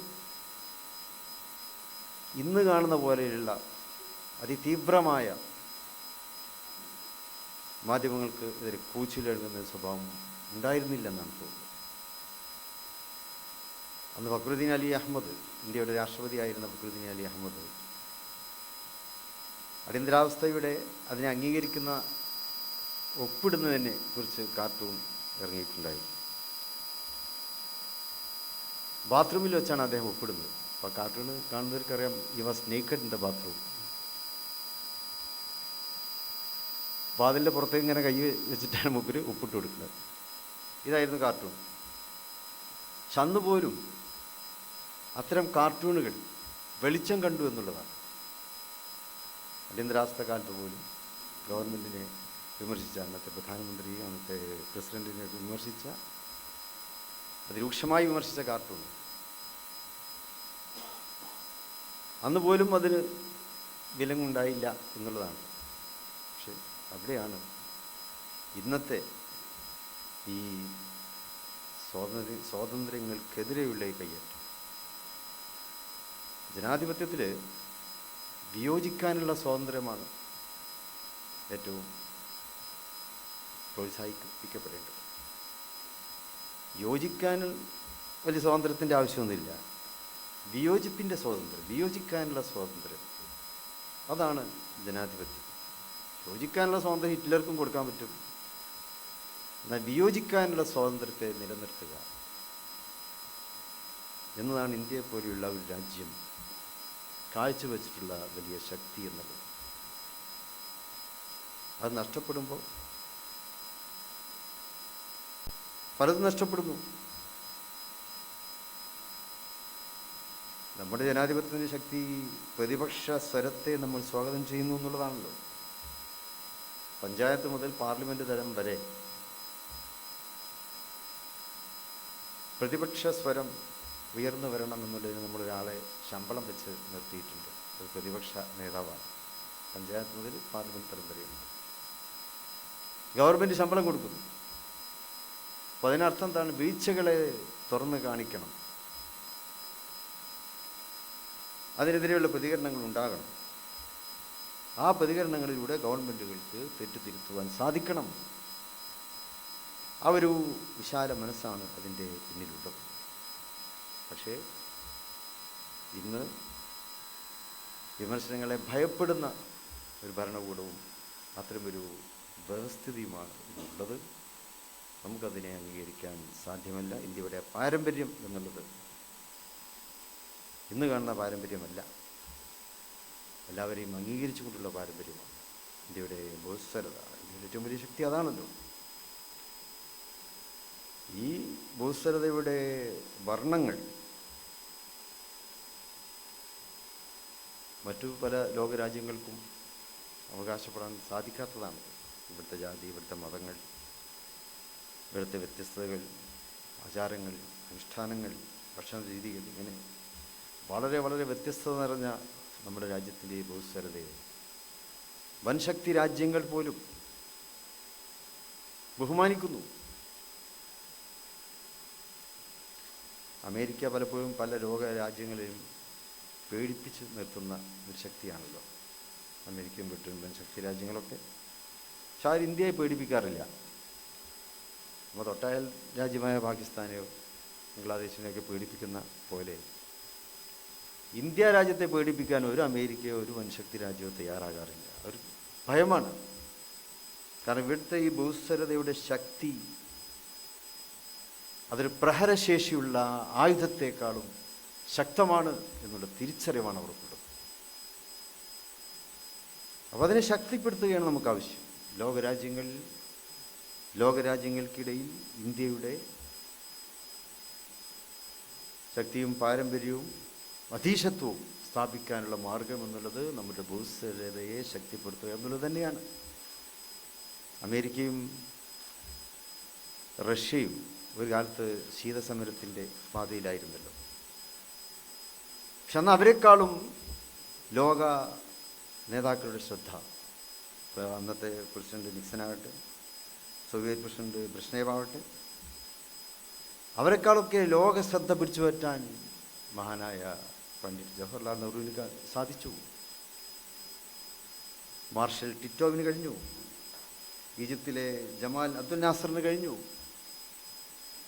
കാരണം ഇവർ ലോകത്തെ ചേരിചേര പ്രസ്ഥാനത്തിൻ്റെ നായകന്മാരായിരുന്നു. അതിൽ തന്നെ ഏറ്റവും വലിയ നായകസ്ഥാനം വഹിച്ചത് ഇന്ത്യയുടെ അന്നത്തെ പ്രധാനമന്ത്രി പണ്ഡിറ്റ് ജവഹർലാൽ നെഹ്റു ആയിരുന്നു. അപ്പോൾ ലോകരാജ്യങ്ങൾ അത് അംഗീകരിച്ചത് ഇന്ത്യയുടെ ബഹുസ്വരതയുടെ ശക്തി അംഗീകരിച്ചത് കൊണ്ടാണ്. അത് തിരിച്ചറിയാതെ ഇവിടെ പലതിനോടും വിമുഖത കാണിക്കുന്നവർ, അവരെ തിരുത്തുക എന്നുള്ളത് തന്നെയാണ് ഇന്നത്തെ സ്വാതന്ത്ര്യ സമരം. ഈ കാലഘട്ടത്തിലെ സ്വാതന്ത്ര്യ സമരം അതാണ്. ബഹുസ്വരതയെ ചെറുതായി കാണുന്നവരെ തിരുത്തുക എന്ന സമരമാണ് നമുക്ക് നിർവഹിക്കുവാനുള്ളത്. അത് ഭരണഘടനയെ ശക്തിപ്പെടുത്താൻ ആവശ്യമാണ്. അത് ഭരണഘടനയുടെ എല്ലാ തൂണുകളെയും, ലെജിസ്ലേച്ചറിനെ ശക്തിപ്പെടുത്തണം, എക്സിക്യൂട്ടീവിനെ ശക്തിപ്പെടുത്തണം, ജുഡീഷ്യറിയെ ശക്തിപ്പെടുത്തണം. അതിനെല്ലാം നിലനിർത്തുന്ന ഘടകം മാധ്യമ സമൂഹമാണ്, പത്രസ്വാതന്ത്ര്യമാണ്. അപ്പോൾ പരസ്പര പൂരകമാണ് ഇതെല്ലാം. ഇതിനൊക്കെ ശക്തിപ്പെടുത്തുക എന്നുള്ളത് തന്നെയാണ് പൗരധർമ്മവും പൗരസ്വാതന്ത്ര്യവും എന്ന മുദ്രാവാക്യമാകട്ടെ ഈ സെമിനാർ മുന്നോട്ട് വെക്കേണ്ടത് എന്ന് മാത്രം ആശിച്ചുകൊണ്ട് ഈ പരിപാടിയുടെ ഔപചാരികമായ ഉദ്ഘാടനം സർവേശ്വരൻ്റെ തിരുനാമത്തിൽ നിർവഹിച്ചതായി അറിയിക്കുന്നു. ജയ് ഹിന്ദ്.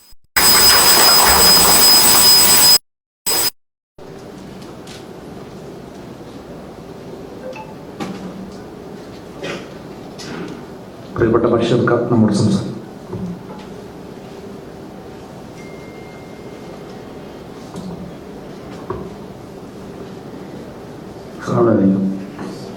ബഹുമാനപ്പെട്ട നമ്മുടെ അധ്യക്ഷൻ ശ്രീ മനോഹരി ശാസ്ത്രങ്ങൾ ഈ സമ്മേളനം ഉദ്ഘാടനം ചെയ്ത പ്രിയപ്പെട്ട നമ്മുടെ നേതാവ് ശ്രീ സാർഗിനി ശാസ്ത്രങ്ങൾ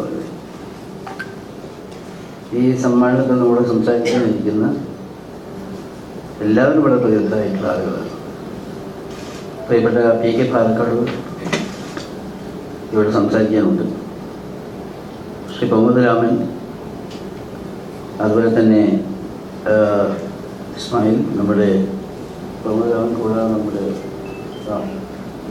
പല നേതാക്കന്മാരുമുണ്ട്. ഇതിൽ മുഴുവൻ ആളുകളുടെയും പേര് നമ്മുടെ മുജിബ് അടക്കമുള്ള പല സുഹൃത്തുക്കളുടെയും വരാനുണ്ട്. ഇവിടെ തങ്ങൾ ഉദ്ഘാടനം ചെയ്തുകൊണ്ട് വളരെ പ്രസക്തമായ കാര്യങ്ങളാണ് പറഞ്ഞത്. ഈ മീറ്റിംഗ് ചേരുന്നത് വളരെ നിർണായകമായൊരു ഘട്ടത്തിലൂടെ നമ്മുടെ നാട് കടന്നു പോകുന്ന ഒരു കാലഘട്ടത്തിലാണ്. യൂത്ത് ലീഗ് ഏത് കാലത്തും നാടിത്തരം നേരിടുന്ന പ്രശ്നങ്ങളെ കൃത്യമായ വിലയിരുത്തൽ നടത്തി പ്രതികരിച്ച പാർട്ടിയാണ്. പലരും ആദ്യം പറയാൻ മടിച്ച കാര്യങ്ങൾ, പിന്നെ എല്ലാവരും ഏറ്റുപറഞ്ഞ കാര്യങ്ങൾ, അത് യൂത്ത് ലീഗിൻ്റെ ഒരു ഐഡൻറ്റിറ്റിയാണ്. അതിൽ വിവാദങ്ങളുണ്ടാവാം, അതിന് യോജിക്കുകയോ വിയോജിക്കുകയോ എന്നുള്ളതല്ല പ്രശ്നം. ഫാസിസ്റ്റ് മാർക്സിസ്റ്റ് കൂട്ടായ്മയ്ക്കെതിരെ എന്നൊരു മുദ്രാവാക്യം ഒരു കാലഘട്ടത്തിൽ യൂത്ത് ലീഗുകാരെ വിളിച്ചപ്പോൾ ആ മുദ്രാവാക്യം വിളിക്കാൻ പലരും മടിച്ചിരുന്നു. പക്ഷെ കാലം പിന്നെ കടന്നു പോയപ്പോൾ പലർക്കും അന്ന് യൂത്ത് ലീഗുകാർ പറഞ്ഞ് ശരിയായിരുന്നു എന്ന് ബോധ്യപ്പെട്ടു. അപ്പം ഇന്നത്തെ ഈ സന്ദർഭത്തിൽ ഹനിക്കപ്പെടുന്ന പൗരസ്വാതന്ത്ര്യം എന്ന വിഷയത്തെക്കുറിച്ചുള്ള ചർച്ച വളരെ പ്രസക്തമാണ്. ഇവിടെ തങ്ങൾ പറഞ്ഞത് നമ്മുടെ മഹത്തായ ഇന്ത്യൻ പാരമ്പര്യത്തെക്കുറിച്ചാണ്. ലോകത്തെ ഏറ്റവും നല്ല രാജ്യമാണ് നമ്മുടേത്. അതതിൻ്റെ കഴിഞ്ഞ കാലം ഇന്നത്തെ കാലം തമ്മിൽ വിലയിരുത്തുകയാണെങ്കിൽ വലിയ വ്യത്യാസം. വലിയ വ്യത്യാസം എന്ന് മാത്രമല്ല, നേരെ വിപരീതമായ വ്യത്യാസമുണ്ട്. ഒന്നാമത്തെ കാര്യം എന്ന് പറയുന്നത്, ലോകത്തിൽ എല്ലാവരും ബഹുമാനിക്കുന്ന ഒരു പൊളിറ്റിക്കൽ കൾച്ചറുള്ള രാജ്യമായിരുന്നു. സഹിഷ്ണുതയുടെ കാര്യത്തിൽ, രഞ്ജിപ്പിൻ്റെ കാര്യത്തിലൊക്കെ ഇന്ത്യ മറ്റെല്ലാവരെക്കാളും മുന്നിൽ നിന്നു. മറ്റൊരു സംഗതി, മഹാത്മാഗാന്ധിജിക്ക് ജന്മം കൊടുത്ത രാജ്യമാണ് ഇന്ത്യ. ലോകത്തിലെ പല രാജ്യങ്ങളുടെയും അവരുടെ ഭരണ തലസ്ഥാനത്ത് ആ രാജ്യത്തിൻ്റെ രാഷ്ട്രപതിയുടെ ചിത്രം വയ്ക്കാറുണ്ട്. എന്നാൽ പല രാജ്യങ്ങളിലും ആ ചിത്രത്തിൻ്റെ കൂടെ വേറൊരു രാജ്യത്തിൻ്റെ രാഷ്ട്രപതിയുടെ കൂടി ചിത്രം വയ്ക്കാറുള്ള രാജ്യങ്ങളിലൊന്ന് രാജ്യങ്ങളിൽ പലതും മഹാത്മജിയുടെ ചിത്രം കൂടിയാണ്.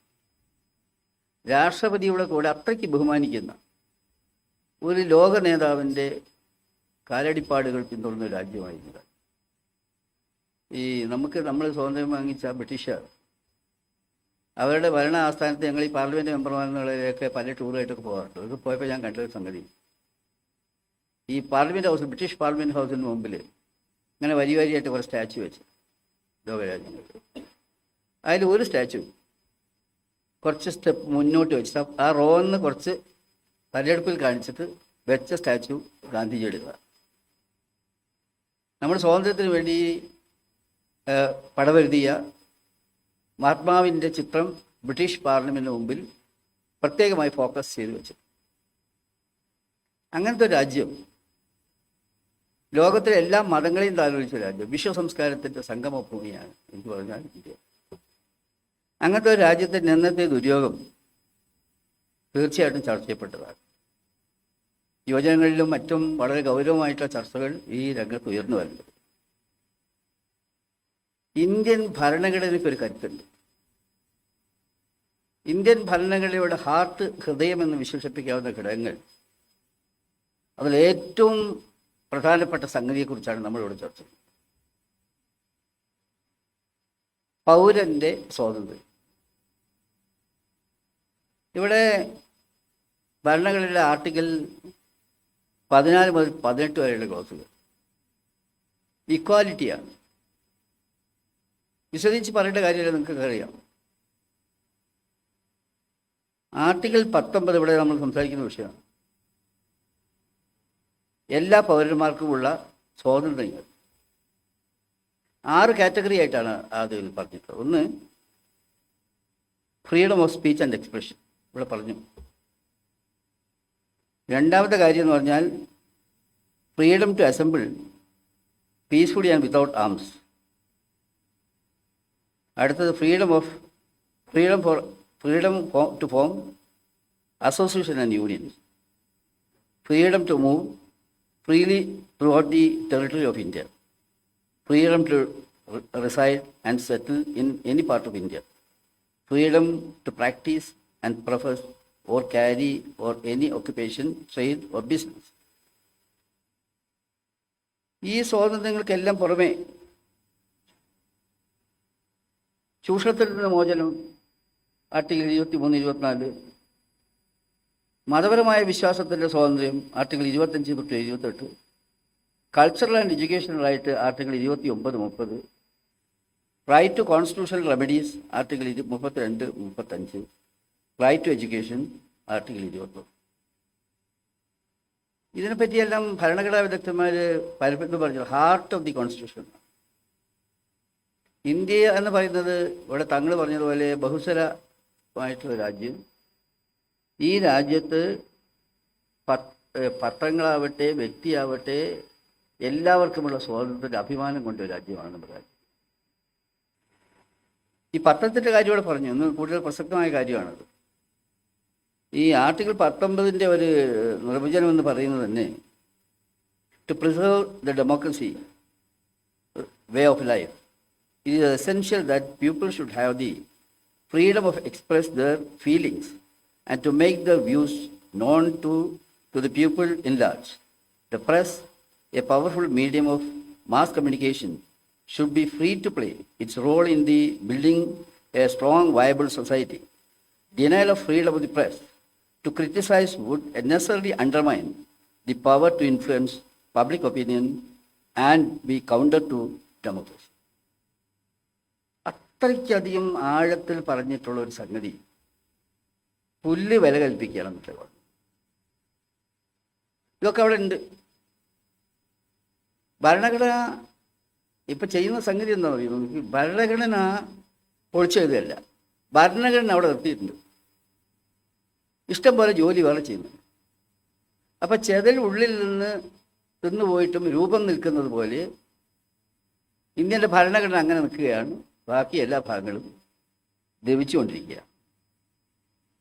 നമ്മൾ കാണേണ്ട പ്രശ്നം ഓരോരോ കാര്യങ്ങൾ ഞാൻ വളരെ ചുരുക്കി പറയുകയാണ്. ഞാൻ ഒരു കണക്ക് ആതിഥേയരുടെ കൂട്ടത്തിൽ കൂടി പെട്ട ആളാണ്. മറ്റു പലരോട് സംസാരിക്കുകയാണ്. ഇവിടെ ഇപ്പോൾ പത്രങ്ങൾക്ക് നേരെ വന്നുകൊണ്ടിരിക്കുന്ന കാര്യങ്ങൾ ഇന്ത്യയിൽ പലപ്പോഴും ഈ പത്രസ്വാതന്ത്ര്യത്തെ പറ്റിയുള്ള സംഗതികളിൽ വിമർശനങ്ങളും ചർച്ചയൊക്കെ ധാരാളം വന്നിട്ടുണ്ട്. പക്ഷെ ഇതുപോലെ ശബ്ദിക്കാനുള്ള അവകാശത്തെ ഹനിച്ചൊരു കാലഘട്ടം ഉണ്ടായിട്ടുണ്ട്. ഈ പത്രക്കാർക്ക് നേരെ നടന്നിട്ടുള്ള ഒരുപാട് സംഗതികളെ പാർലമെൻറ്റിൽ സംസാരിച്ച ഒരു സംഘടനയുടെ പ്രതിനിധിയാണ്. ഞങ്ങളുടെ പാർട്ടി ചെറിയ പാർട്ടിയാണ്. പക്ഷേ പത്രക്കാർക്ക് നേരെ നടന്നിട്ടുള്ള എല്ലാ അതിക്രമങ്ങളെയും ആദ്യം എതിർത്ത പാർട്ടിയാണ് ഇന്ത്യൻ യൂണിയൻ മുസ്ലിം ലീഗ്. അതൊരു ധാർമ്മിക ബാധ്യമായിട്ട് ഞങ്ങൾ കണ്ടിരുന്നു. അവസാനത്തെ മാധ്യമത്തിൻ്റെ പ്രശ്നം പോലും അതാണ്, മീഡിയ വണ്ണിൻ്റെ പ്രശ്നം പോലും അതാണ്. മീഡിയ വണ്ണിൻ്റെ പ്രശ്നത്തെ അതിശക്തമായി പാർലമെൻറ്റിലെ ഡിബേറ്റിൽ പങ്കെടുത്തുകൊണ്ട് ഞങ്ങൾ സംസാരിച്ച് ഞങ്ങൾ കേരള MP മാരൊക്കെ തുടർച്ചയായിട്ട് അതിൻ്റെ പിന്നിൽ നടക്കുകയും ചെയ്തു. മറ്റു പലരും മുന്നോട്ട് പോകും. അപ്പോൾ ഇതിൽ ഇന്ന് ഇവിടെ തങ്ങൾ ചില കാര്യങ്ങളിവിടെ സൂചിപ്പിച്ചു. എങ്ങനെയാണ് ഓരോരുത്തരും ചെയ്യുന്നത്? പിടിച്ചു കൊണ്ടുപോയിട്ട് ജയിലിലിടുകയാണ്. ജയിലിലിടാതെ മാത്രമല്ല, സുപ്രീം കോടതി തന്നെ പറഞ്ഞു. ഇപ്പോൾ ഒരു കണക്ക് പറഞ്ഞതെന്ന് വെച്ചാൽ ഈ കോവിഡിൻ്റെ വാർത്ത റിപ്പോർട്ട് ചെയ്തതിൽ ഗവൺമെൻറ് എകറ്റി കാണിച്ചു എന്നതിൻ്റെ അടിസ്ഥാനത്തിൽ 55 പത്രക്കാരാണ് ജയിലിൽ കിടക്കുന്നത്. 55 പത്രക്കാർ. എഡിറ്റേഴ്സ് ഗിൽഡിൻ്റെ റിപ്പോർട്ട് പറഞ്ഞ കാര്യമാണ്. നരേന്ദ്രമോദി ഭരിക്കുന്ന ഇന്ത്യയിൽ പത്രക്കാർക്ക് കോവിഡിൻ്റെ മാനേജ്മെൻറ്റിൽ തെറ്റുണ്ട് എന്ന് പറയാൻ പാടില്ലെന്നാണ് ഇവരുടെ സിദ്ധാന്തം. സർക്കാരിനെ ജീവൻ്റെ പ്രശ്നമായിട്ട് ബന്ധപ്പെടുത്തി പോലും സർക്കാർ ചെയ്യുന്ന തെറ്റിനെ വിമർശിക്കാൻ കഴിയാത്ത ഒരവസ്ഥയിലേക്ക് രാജ്യം പോവുകയാണ്. നമുക്കെല്ലാം അറിയാവുന്ന കാര്യമാണ്. ഇന്നിപ്പോൾ രാമനുണ്ണി വന്നിട്ടില്ല, അദ്ദേഹം അസൗകര്യമുണ്ടായി. ഞാൻ അത്ഭുതപ്പെടുകയായിരുന്നു. ഞാൻ ഒരു ദിവസം തിരൂർ വണ്ടി ഇറങ്ങിയപ്പോൾ എല്ലാ റോട്ടുകളിലും രാമനുണ്ണിയുടെ ഫോട്ടോ. താടിയുണ്ട്, പക്ഷേ അതിൻ്റെ മേലെ ഒരു അഡീഷണൽ ചേർത്തിട്ടുള്ളത് മാപ്പിളത്തൊപ്പിയാണ്. മാപ്പിളത്തൊപ്പി വെട്ടാനുള്ള കാരണം എന്നറിയോ? അദ്ദേഹം ഒരു പുസ്തകം എഴുതിയിട്ടുണ്ട്, ദൈവത്തിൻ്റെ പുസ്തകം. ആ പുസ്തകത്തിൽ വർഗീയവാദികളുടെ വ്യാഖ്യാനം എന്താ വെച്ചാൽ അത് ഹിന്ദുത്വത്തെ അവമാനിച്ചു, മുസ്ലിങ്ങളെ പ്രേരിപ്പിച്ചു എന്നാണ്. ബുക്ക് വായിക്കാത്തവരാണ്, ബുക്ക് കണ്ടിട്ട് പോലുമില്ല. ഈ രാമനുണ്ണീൻ ആ ബുക്ക് ഞാൻ വായിച്ച ആളാണ്, അതിനെപ്പറ്റി റിവ്യൂ എഴുതിയിരുന്നു ഞാൻ. നബി ഭാഗം, കൃഷ്ണഭാഗം എന്ന രണ്ട് ഭാഗം പലതും പറഞ്ഞതിൻ്റെ കൂട്ടത്തിൽ അത് വായിച്ചിരുന്ന ഒരാൾ ഒരിക്കലും അത് പറയില്ല. യഥാർത്ഥത്തിൽ മതസൗഹാർദ്ദത്തിൻ്റെ ഏറ്റവും ശക്തമായൊരു സമീപനമാണ്. അപ്പം ഞാൻ പറഞ്ഞു വരുന്നത്, ഇവിടെ പണ്ടത്തെ സ്ഥിതിയും ഇന്നത്തെ സ്ഥിതിയും ഊഹിക്കാൻ പോലും കഴിയില്ല. 1983 തോന്നുന്നു നിർമാല്യം എന്ന് പറയുന്ന സിനിമ MT വാസുദേവൻ എഴുതിയത്, പ്രസിഡന്റ് അവാർഡ് കിട്ടിയ സിനിമയ്ക്ക്. ആ സിനിമയിൽ പി ജെ ആൻ്റണി വെളിച്ചപ്പാടായിട്ട് അഭിനയിക്കുന്നുണ്ട്. ഈയിടെ ഒരാൾ എഴുതിയാൻ വായിച്ചു, എം ടിക്ക് ഇപ്പോൾ ഈ കാലത്ത് അങ്ങനെ ഒരു സിനിമ കഥ എഴുതാൻ പറ്റുമോ? പി ജെ ആൻ്റണിക്ക് അതിൽ വെളിച്ചപ്പാടായിട്ട് അഭിനയിച്ച് പി ജെ ആൻ്റണിക്ക് നാട്ടിലിറങ്ങി നടക്കാൻ പറ്റും. കാലത്തിൻ്റെ വ്യതിയാനതാണ്. പക്ഷേ കേരളത്തിൻ്റെ സാഹചര്യത്തിൽ MT പോലെ നല്ലൊരു എഴുത്തുകാരനെ വീണ്ടും എഴുതാൻ പറ്റിയേക്കും. പി ജെ ആൻ്റണി പോലെ മറ്റൊരു ജന്മത്തിലാണെങ്കിലും മറ്റൊരാൾക്ക് പറ്റിയേക്കും. പക്ഷേ വർത്തമാനകാല ഇന്ത്യൻ സാഹചര്യത്തിൽ അതെല്ലാം ഏത് വിധത്തിലുള്ള കാര്യം നമുക്ക് ഊഹിക്കാൻ കഴിയും. പത്രക്കാരിപ്പോൾ ഈ ഇദ്ദേഹത്തിൻ്റെ പ്രശ്നം, നമ്മുടെ കേരളത്തെ പത്രപ്രവർത്തകൻ ജയിലിൽ കിടക്കുകയാണല്ലോ. അദ്ദേഹത്തിൻ്റെ ഇഷ്യൂ എന്തായിരുന്നു? അദ്ദേഹത്തിൻ്റെ പേരിലുണ്ടായിരുന്ന ഒഫൻസ് ഇതുവരെ പറഞ്ഞിട്ടില്ല. കാപ്പൻ, സിദ്ദിഖ് കാപ്പൻ ഇതുവരെ പറഞ്ഞിട്ടില്ല. അദ്ദേഹത്തിൻ്റെ ജീവിതത്തിൻ്റെ ദുഷ്കരം എന്തുമാത്രം കഷ്ടപ്പാടാണ് ചോദിച്ചുകൊണ്ടിരിക്കുന്നത്, എന്തിനു വേണ്ടിയാണ്. പക്ഷേ നിർഭാഗ്യവശാൽ എന്താണെന്ന് വെച്ചാൽ ഈ വലിയ ഈ എതിർപ്പുകൾ വന്നുകൊണ്ടിരിക്കുന്ന സമയത്ത് അതിനെ നേരിടാനുള്ള ശക്തി കുറച്ചു കൊണ്ടുവരികയാണ്. നിർഭാഗ്യവശാൽ അത് വേറൊരു വിഷയമാണ്. ഇന്ത്യയിൽ ഇത്തരം അനീതിക്കെതിരായിട്ട് യോജിച്ചു നിൽക്കാൻ കഴിയാത്തവരാണ് പലരും. അതിനെന്താ കാരണം എന്നറിയോ? ഈ ഭരണകൂടത്തിൻ്റെ കയ്യിൽ കുറേ മധുരിക്കുന്ന സംഗതി, അതൊക്കെ നാവുമ്പോൾ തേച്ചു കൊടുക്കുക. അതുകൊണ്ട് നാവുകൾ ചലിക്കുന്നില്ല. ഹൃദയത്തിലൊക്കെ ഉണ്ടാവും. അവരെല്ലാം സർക്കാരിന് വേണ്ടി എഴുതിക്കൊണ്ടിരിക്കുക. ഇതൊന്നും പ്രസംഗിക്കുന്നതൊക്കെ തന്നെ എല്ലാ സ്ഥാപനങ്ങളെയും തലപ്പത്തേവരെല്ലാം വന്നു കഴിഞ്ഞു. ICHR അവർ ചരിത്രം മാറ്റി എഴുതുന്നു. NCERT, SCERT, UGC, film division, ഇതിലൊക്കെ തന്നെ ഇത്തരക്കാർ കയറിയിട്ട് ഈ വിധത്തിലുള്ള വർഗീയത വ്യാപകമായി രാജ്യത്ത് പ്രയോഗിച്ചുകൊണ്ടിരിക്കുകയാണ്. നമുക്കെല്ലാം അറിയാം. ഈ സ്വാതന്ത്ര്യമൊക്കെ ഇവിടെ കൊടുത്ത് പൗരാവകാശം എന്ന് പറഞ്ഞിട്ട് എല്ലാം കൊടുത്തിട്ട് ഇപ്പം വിവാദം ഉണ്ടായി. ഇപ്പോൾ കർണാടകയിലെ വിവാദം എന്തിനാണ്? അവിടെ ഒരു പ്രശ്നം ഉണ്ടായിരുന്നില്ല. ഇവിടുന്ന് അങ്ങോട്ട് പോയി നോക്കിയാൽ എല്ലാവർക്കും അറിയാം, വടക്കേ ഇന്ത്യ ധാരാളം യാത്ര ചെയ്ത ആളുകളാണ് ഈ പത്രക്കാരെല്ലാവരും ഉണ്ട്. നമ്മളൊക്കെ പോയാൽ ആളുകളാണ്. ഈ മുസ്ലിം സ്ത്രീകൾ പൊതുവേ മറ്റ് പല സംസ്ഥാനങ്ങളിലും ഈ ഹിജാബ് ധരിക്കുന്നവരാണ്. ഇന്ന് വരെ ആരും ഒരു പ്രശ്നം ഉണ്ടാക്കിയില്ല. ഒരു ചെറിയ തീപ്പരി മാണ്ഡ്യയിൽ പറഞ്ഞൊരു, അതൊരു ഗവൺമെൻറ് കോളേജാണ്, അവിടെ ഉണ്ടാക്കിയിട്ടുള്ള തീരുമാനത്തിൻ്റെ പുറത്ത് എന്തെല്ലാം ഉപദ്രവം രാജ്യത്തുണ്ടായി. എത്ര കാലം പരിചരിച്ചാലും തീരാത്ത എത്ര മുറിവുകൾ അത് ഈ രാജ്യത്തിനുണ്ടാക്കി. അതുപോലെ എല്ലാ കാര്യങ്ങളിലും സിനിമ, അതിൽ നടൻ്റെ ഏതാം ജാതി, പുസ്തകം അത് ആരാണ് എഴുതിയത്, ഡ്രസ് കോഡ് ഇവിടെ പറഞ്ഞു, ഫിറോസ് മറ്റോ സൂചിപ്പിച്ചു. IIM, IIT പോലുള്ള സ്ഥലങ്ങളിൽ എന്താ ഡിസ്കഷൻ? നിങ്ങൾ വെജ് കഴിക്കണമോ നോൺ വെജ് കഴിക്കണം? അത് ഒരു രാജ്യം എങ്ങോട്ട് പോവുക? അപ്പോൾ ആ സ്വഭാവത്തിലേക്ക് രാജ്യം പോകുന്ന സമയത്ത് നിഷ്ക്രിയമായിരിക്കാൻ പാടില്ലാത്ത ഒരു വിഭാഗമാണ് യുവജനങ്ങളുടെ. ഈ നാട് അക്ഷരാർത്ഥത്തിൽ അധപതിച്ചുകൊണ്ടിരിക്കുക. ഈ രാജ്യം പുലർത്തിപ്പോകുന്ന മഹത്തായ പാരമ്പര്യങ്ങൾ ഒന്നിനൊന്ന് ശേഷം അതിന് തകർന്നുകൊണ്ടിരിക്കുക. അത് ഗൗരവമായിട്ടെടുത്ത് അത് പ്രതികരിക്കേണ്ടതുണ്ട്. അല്ലെങ്കിൽ ഇന്ത്യയുടെ ആത്മാവ് ബാക്കി ഉണ്ടാവില്ല. അങ്ങനെ ഒരു ശരീരമായിട്ടത് ബാക്കിയാവും. ഇന്ത്യയുടെ ആത്മാവെന്ന് പറയുന്ന സഹിഷ്ണുതയിലാണ്, സ്നേഹത്തിലാണ്, സൗഹൃദത്തിലാണ്. ഏത് ഭരണകൂടങ്ങൾ വന്നിരുന്നാലും ശരി, അത് പോയാൽ ഇന്ത്യ ഉണ്ടാവില്ല. ഇന്ത്യ ലോകത്തിലെ മറ്റൊരു രാജ്യം പോലെയല്ല. ഇന്ത്യയുടെ പ്രത്യേക സാഹചര്യം എന്ന് പറഞ്ഞാൽ ഒരുപാട് ജാതികളും മതങ്ങളും എല്ലാം ഉള്ള രാജ്യം. ഭരണഘടനാ നിർമ്മിതാക്കൾ എത്ര ചിന്തിച്ചിട്ടാണ് ഇത് തയ്യാറാക്കിയത്. അതിൻ്റെ കോൺസ്റ്റിറ്റ്യൂന്റ് അസംബ്ലിയുടെ ഡിബേറ്റൊക്കെ എടുത്ത് നോക്കിയാൽ നിങ്ങൾക്ക് മനസ്സിലാക്കാൻ സാധിക്കും. പാർലമെൻറ്റിലൊക്കെ സജീവമായിട്ട് പങ്കെടുത്ത ആളായിരുന്നു കോൺസ്റ്റിറ്റ്യൂന്റ് അസംബ്ലി ഡിബേറ്റിൽ. ആ ഡിബേറ്റിൽ പങ്കെടുത്തുകൊണ്ട് പറഞ്ഞൊരു സൂക്ഷ്മതയിൽ എന്താ അറിയുന്നത്? ഒരാൾ പറഞ്ഞു അത്ര ഡിബേറ്റിൽ, ഇത്രയും നല്ലൊരു കാര്യമല്ലേ ഇത് ദൈവത്തിൻ്റെ പേരിൽ ആരംഭിച്ചാൽ എന്താ? അംബേദ്കറോ ആരാണെന്ന് അറിയില്ല, ഞങ്ങൾക്ക് ശരിക്കും ഓർമ്മയില്ല. അത് പറഞ്ഞു അത് വേണ്ട, ദൈവത്തിന് വിശ്വാസം ഇല്ലാത്തവരുണ്ടാവില്ല ഈ നാട്ടിൽ, എന്തിനാ അവരെ വേദനിപ്പിക്കുന്നത് എന്ന് പറഞ്ഞുകൊണ്ട് ചെയ്ത ഒരു സംഗതി എല്ലാ മതങ്ങളുടെയും താല്പര്യങ്ങളും വിശ്വാസങ്ങളും ഒക്കെ പരീക്ഷിക്കാൻ വേണ്ടി ഉണ്ടാക്കിയ ഒരു ഭരണമാണ് ഇവിടെ രാജ്യത്ത്.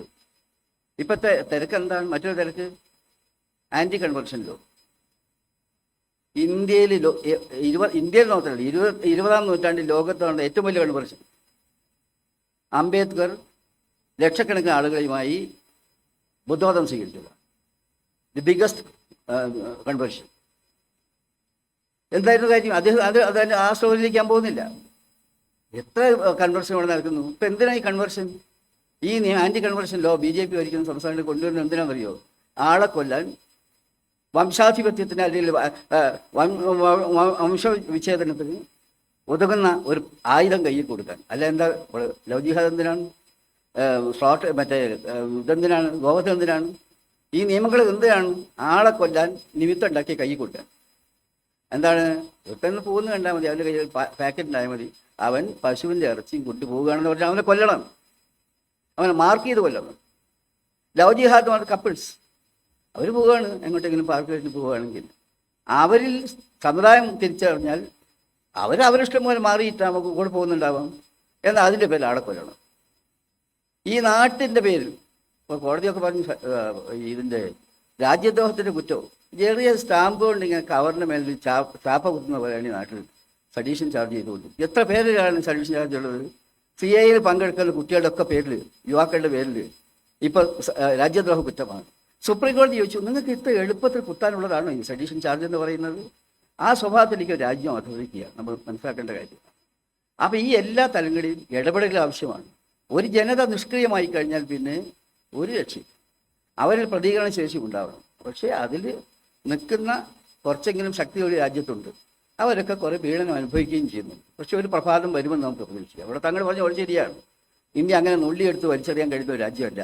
ഇന്ത്യയിൽ അടിസ്ഥാനപരമായ ഈ മതേതരത്വത്തിൻ്റെയും മതസ്വാതന്ത്ര്യത്തിൻ്റെയും ഒക്കെ നനവുകൾ ഇന്ത്യൻ മണ്ണിലുണ്ട്. ഇവർക്ക് അത് ഉണക്കിക്കളയാനും പറത്തിക്കളയാനൊന്നും പറ്റില്ല. അത് ഈ നാടിൻ്റെ ജന്മം അങ്ങനെയാണ്, ഈ നാടിൻ്റെ സംസ്കാരം അങ്ങനെയാണ്. അതിൻ്റെ കൂടെ നടക്കേണ്ടവരാണ്, മുമ്പേ നടക്കേണ്ടവരാണ് ഈ കുട്ടികൾ. ആ ദൗത്യം നിങ്ങൾ നിർവഹിക്കുന്നു എന്നതിൽ വളരെ സന്തോഷമുണ്ട്.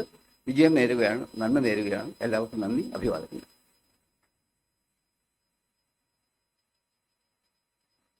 പ്രിയപ്പെട്ട PK പാറക്കടവ് സംസാരിക്കും.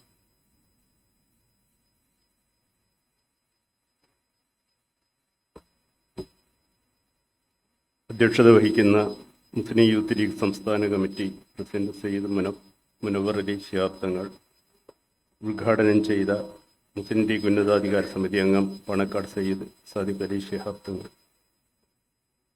മുസ്ലിം ലീഗ് അഖിലേന്ത്യാ ഓർഗനൈസിംഗ് സെക്രട്ടറി പ്രിയപ്പെട്ട T Muhammad Basheer MP, media വണ്ണിൻ്റെ എഡിറ്ററും പ്രശസ്ത കഥാകൃത്തുമായ Pramod Raman, advocate VK Faisal, Muslim youth League സംസ്ഥാന committee general secretary VK Firos, treasurer Ismail, TPM Jishar, മറ്റ് യൂത്ത് ലീഗ് നേതാക്കൾ, സുഹൃത്തുക്കളെ, വളരെ ചെറിയ ഒരു കുറിപ്പ് ഞാനിവിടെ ഇത് സംബന്ധമായി വായിക്കാനാണ് ആഗ്രഹിക്കുന്നത്.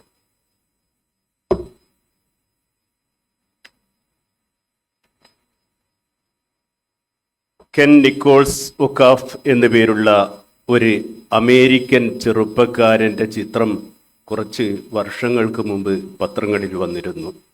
കാതിൽ കടുക്കനിട്ട് ഷെയ്വ് ചെയ്യാത്ത മുഖം. ഓർക്കുന്നുവോ നിങ്ങൾ ഈ ചെറുപ്പക്കാരനെ? നൂറുകണക്കിന് സുഹൃത്തുക്കളെയും കൂട്ടി അമേരിക്ക ഇറാഖിന് മേൽ കിരാതമായ ആക്രമണം അഴിച്ചുവിടുന്നതിന് മുമ്പ് ഇറാഖിലേക്ക് പോയി ഇറാഖികളോടൊപ്പം നിന്ന് മനുഷ്യകവചം തീർത്ത് മരിക്കാൻ തയ്യാറെടുത്തുകൊണ്ട് ഒരു TV അഭിമുഖത്തിൽ നിക്കോൾസിനോട് നിങ്ങൾക്ക് മരിക്കാൻ പേടിയില്ലേ എന്ന് ചോദിച്ചപ്പോൾ ആ ചെറുപ്പക്കാരൻ തിരിച്ചു ചോദിച്ചു, ഇക്കാലത്ത് സ്വാസ്ഥ്യത്തോടെ ജീവിക്കാൻ നിങ്ങൾക്കാകുന്നുണ്ടെങ്കിൽ അതേക്കുറിച്ചാണ് പേടിക്കേണ്ടത്. ഇക്കാലത്ത് സ്വാസ്ഥ്യത്തോടെ ജീവിക്കാൻ നിങ്ങൾക്കാവുന്നുണ്ടെങ്കിൽ അതേക്കുറിച്ചാണ് പേടിക്കേണ്ടത്.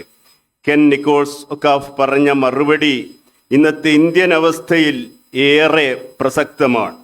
നരേന്ദ്രമോദിയുടെ അമിത്ഷായുടെ ഇന്ത്യയിൽ അനീതി പെരുമഴ പോലെ വീഴുമ്പോൾ നിങ്ങൾക്ക് സ്വാസ്ഥ്യത്തോടെ സമാധാനത്തോടെ സന്തോഷത്തോടെ ഇരിക്കാൻ കഴിയുന്നുണ്ടെങ്കിൽ അതേക്കുറിച്ചാണ് ഭയപ്പെടേണ്ടത്. ഈ സെമിനാറിൽ പങ്കെടുക്കുമ്പോൾ ഞാൻ ഭാവിയെ മുൻകൂട്ടി കണ്ട ക്രാന്തദർശിയായ ഒരു നേതാവിനെ ഓർക്കുന്നു. CH മുഹമ്മദ് കോയ, എഴുത്തുകാരൻ കൂടിയായ രാഷ്ട്രീയ നേതാവ്. CHന്റെ ഒരു പ്രസ്താവന ഓർക്കുന്നു. ബഹറിൽ മുസല്ലയിട്ട് നിസ്കരിച്ചാലും ഞാൻ RSSനെ വിശ്വസിക്കില്ല എന്ന പ്രശസ്തമായ വാക്കുകൾ. അന്ന് RSS ഇന്ത്യയുടെ ഭാഗധേയം കൈകാര്യം ചെയ്യാൻ കേന്ദ്രഭരണത്തിന് ഉണ്ടായിരുന്നില്ല. അടിയന്തരാവസ്ഥക്കെതിരെയുള്ള പ്രക്ഷോഭങ്ങളിൽ അവരും ഉണ്ടായിരുന്നു. ജനാധിപത്യത്തെക്കുറിച്ചുള്ള ഗീർവാണങ്ങൾ മുഴക്കിയിരുന്നു. എന്നിട്ടും CH വരാനിരിക്കുന്ന ഭാവി മുൻകൂട്ടി കണ്ടുകൊണ്ട് തന്നെയാണ് പറഞ്ഞത്, ബഹറിൽ മുസല്ലയിട്ട് നിസ്കരിച്ചാലും ഞാൻ RSSനെ വിശ്വസിക്കില്ല എന്ന്. ഇന്ത്യൻ സ്വാതന്ത്ര്യത്തിന് ശേഷം ഇന്ത്യ കണ്ട ഏറ്റവും വലിയ ഭീകരവാദം 1948 ജനുവരി 31 ഗാന്ധിജിയെ വെടിവെച്ചു കൊന്നതാണ്. ആദ്യത്തെ ഭീകരവാദി ഒരു താടിക്കാരനോ ഇജാബുദാരിയോ ആയിരുന്നില്ല. ക്ലീൻ ഷേവ് ചെയ്ത നാഥുറാം ഗോഡ്സെ ആയിരുന്നു സ്വതന്ത്ര ഇന്ത്യ കണ്ട ആദ്യത്തെ ഭീകരവാദി. ആ ഗോഡ്സെയുടെ പ്രത്യയശാസ്ത്രമാണ് ഇന്ന് ഇന്ത്യ ഭരിക്കുന്നവരുടേത്. അതുകൊണ്ടാണ് BJP ഭരിക്കുന്ന ഗുജറാത്തിലെ സ്കൂളുകളിൽ നാഥുറാം ഗോഡ്സെ എൻ്റെ ആദർശ പുരുഷൻ, Nathuram Godse my ideal or hero എന്ന വിഷയം പ്രസംഗിച്ച് വിദ്യാർത്ഥികൾ സമ്മാനം വാങ്ങുന്നത്. 5 മുതൽ 8 വരെ ക്ലാസ്സുകളിലെ വിദ്യാർത്ഥികൾക്കായിരുന്നു ഈ വിഷയത്തിലുള്ള പ്രസംഗ മത്സരം. നമ്മുടെ രാജ്യം എവിടെ എത്തി? ഇന്ത്യയെ ഒറ്റക്കെട്ടായി നിലനിർത്താൻ ഗാന്ധിവധമല്ലാതെ മറ്റൊരു പരിഹാരമില്ലെന്ന കാഴ്ചപ്പാടിലേക്ക് ഗോഡ്സെ എത്തിച്ചേർന്നു എന്ന് ട്വീറ്റ് ചെയ്ത കടുത്ത RSS ഭക്തയായ പ്രൊഫസർ ശാന്തി ശ്രീ ദുലീപ് പണ്ഡിറ്റിനെയാണ് JNUവിലെ വൈസ് ചാൻസലറായി ഈയിടെ നിയമിച്ചത്. ഗോഡ്സെയുടെ പ്രത്യയശാസ്ത്രക്കാർ ന്യൂനപക്ഷങ്ങൾക്ക് മേൽ വെറുപ്പിന്റെ വിചാരധാരയുമായി ഇറങ്ങിത്തിരിച്ച് കലാപം സൃഷ്ടിച്ച് ഭീതി വിതക്കുകയാണിന്ന്. നമ്മുടെ മതേതരത്വവും ജനാധിപത്യവും അമിത്ഷായുടെയും ആദിത്യനാഥ് യോഗിയുടെയും ഇന്ത്യയിൽ ICUവിലാണ്. എക്കാലത്തെയും വലിയ വെല്ലുവിളി ഇന്ന് നമ്മുടെ നാട്ടിലെ ന്യൂനപക്ഷം നേരിട്ടുകൊണ്ടിരിക്കുകയാണ്. എതിർ ശബ്ദങ്ങളെ ഇല്ലാതാക്കാൻ അവർക്ക് ഇഷ്ടമില്ലാത്ത ചാനലുകളെ നിരോധിക്കുന്നു. നിവർന്നു നിന്ന് നേര് പറയുന്ന ചാനലുകൾക്ക് നേരെ വാളോങ്ങുന്നു.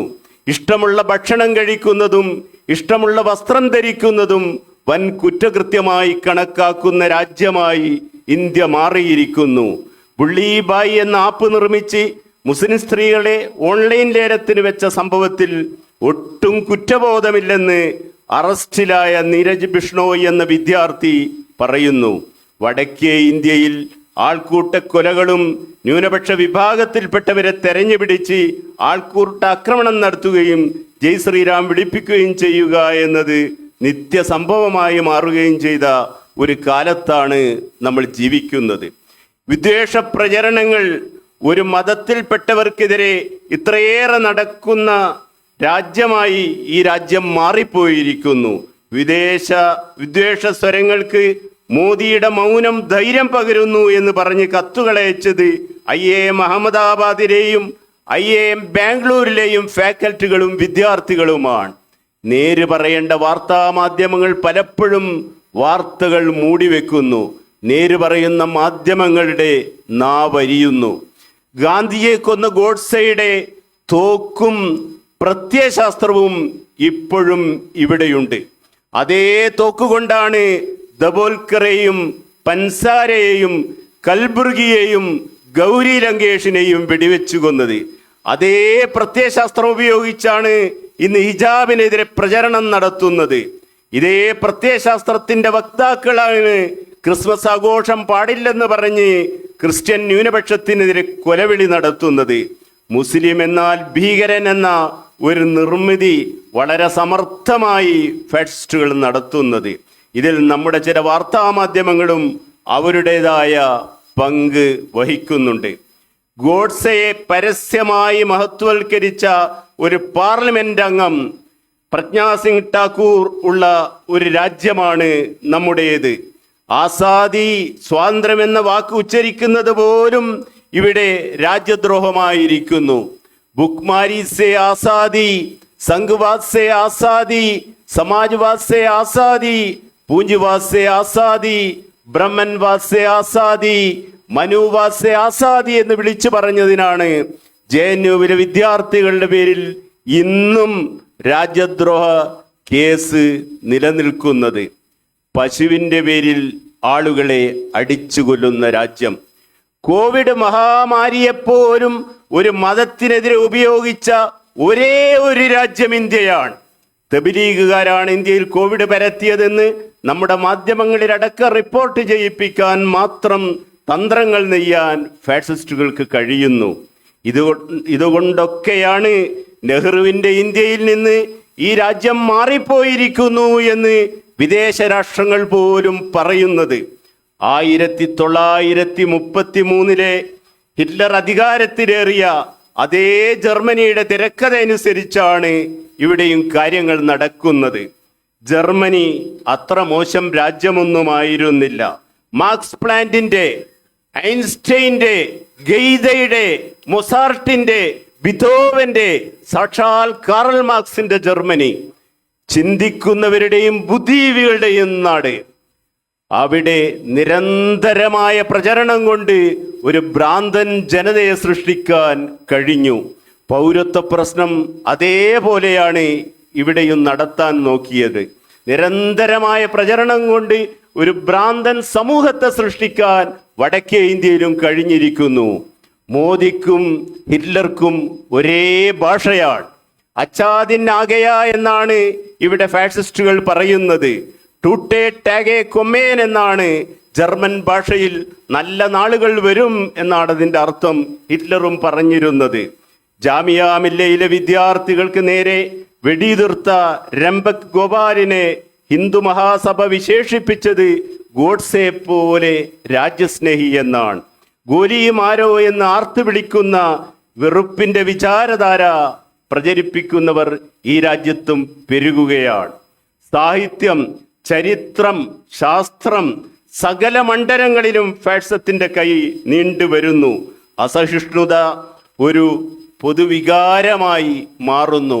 സാംസ്കാരിക അധിനിവേശം സകലമാന മേഖലകളെയും കീഴടക്കിക്കൊണ്ടിരിക്കുന്നൊരു കാലത്ത് മൗനം കുറ്റകരമാണെന്ന് സാംസ്കാരിക പ്രവർത്തകരും എഴുത്തുകാരും മനസ്സിലാക്കേണ്ടിയിരിക്കുന്നു. ഇറാഖിൽ അമേരിക്ക കിരാതമായ രീതിയിൽ ആക്രമണം അഴിച്ചു വിട്ടപ്പോൾ അമേരിക്കയുടെ വിശ്വസ്തനായ ഒരു കാര്യസ്ഥനെ പോലെ അന്നത്തെ ബ്രിട്ടീഷ് പ്രധാനമന്ത്രി ടോണി ബ്ലെയർ അമേരിക്കക്ക് പിന്തുണ പ്രഖ്യാപിച്ചപ്പോൾ എന്തുകൊണ്ട് പ്രധാനമന്ത്രി ടോണി ബ്ലെയറെ അറസ്റ്റ് ചെയ്യുന്നില്ല? ഇതാ ഒരു കുറ്റവാളി, വിലാസം അറിയില്ലെങ്കിൽ എഴുതിയെടുത്തോളൂ, നമ്പർ 3 ഡൗൺ സ്ട്രീറ്റ് ലണ്ടൻ എന്ന് ബ്രിട്ടനിലെ മുഴുവൻ മാധ്യമങ്ങളെയും വിളിച്ചു വരുത്തി പറഞ്ഞ ഹരോൾഡ് പിന്റർ എന്ന എഴുത്തുകാരനെ നമ്മൾ ഓർക്കുക.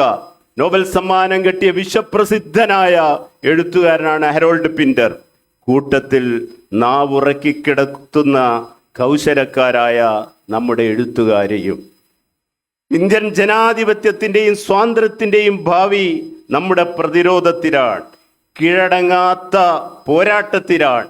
ഭയം ഒരു നിശാവസ്ത്രം പോലെ നമ്മെ വന്ന് മൂടുമ്പോൾ ഭയരഹിതമായ ഒരു സമൂഹത്തെ ഉയർത്തിക്കൊണ്ടുവരുന്നതിനാണ്. അവസാനിപ്പിക്കട്ടെ. ഹിറ്റ്ലർ ജർമ്മനിയെയും മുസോളിനി ഇറ്റലിയെയും അത്രമേൽ സ്നേഹിച്ചിരുന്നു. ഹിറ്റ്ലർ ജൂതന്മാരെ കൊന്നൊടുക്കിയ ഗ്യാസ് ചേംബറിന് കുളിപ്പുര എന്നായിരുന്നു പേരിട്ടിരുന്നത്. നമ്മളെയും ഒരു നാൾ രാജ്യസ്നേഹികൾ കുളിപ്പിക്കാൻ കൊണ്ടുപോകും.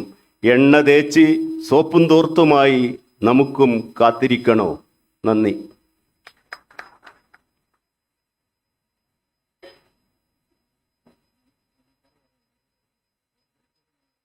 പ്രിയപ്പെട്ട പ്രമോദരാമൻ നമ്മോട് സംസാരിക്കും.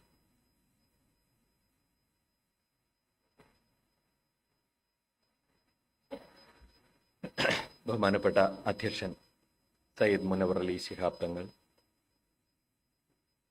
ഈ സെമിനാർ ഉദ്ഘാടനം ചെയ്ത പാണക്കാട് സയ്യിദ് സാദിഖ് അലി ശിഹാബ് തങ്ങൾ, മുഖ്യ പ്രഭാഷണം നടത്തിയ ശ്രീ ET മുഹമ്മദ് ബഷീർ MP, പ്രിയ സുഹൃത്തു കൂടിയായ ശ്രീ PK പാറക്കടവ്, PK ഫിറോസ്, മറ്റ് വേദിയിലുള്ള വിശിഷ്ട വ്യക്തികളെ, പ്രിയപ്പെട്ട സഹോദരി സഹോദരന്മാർ,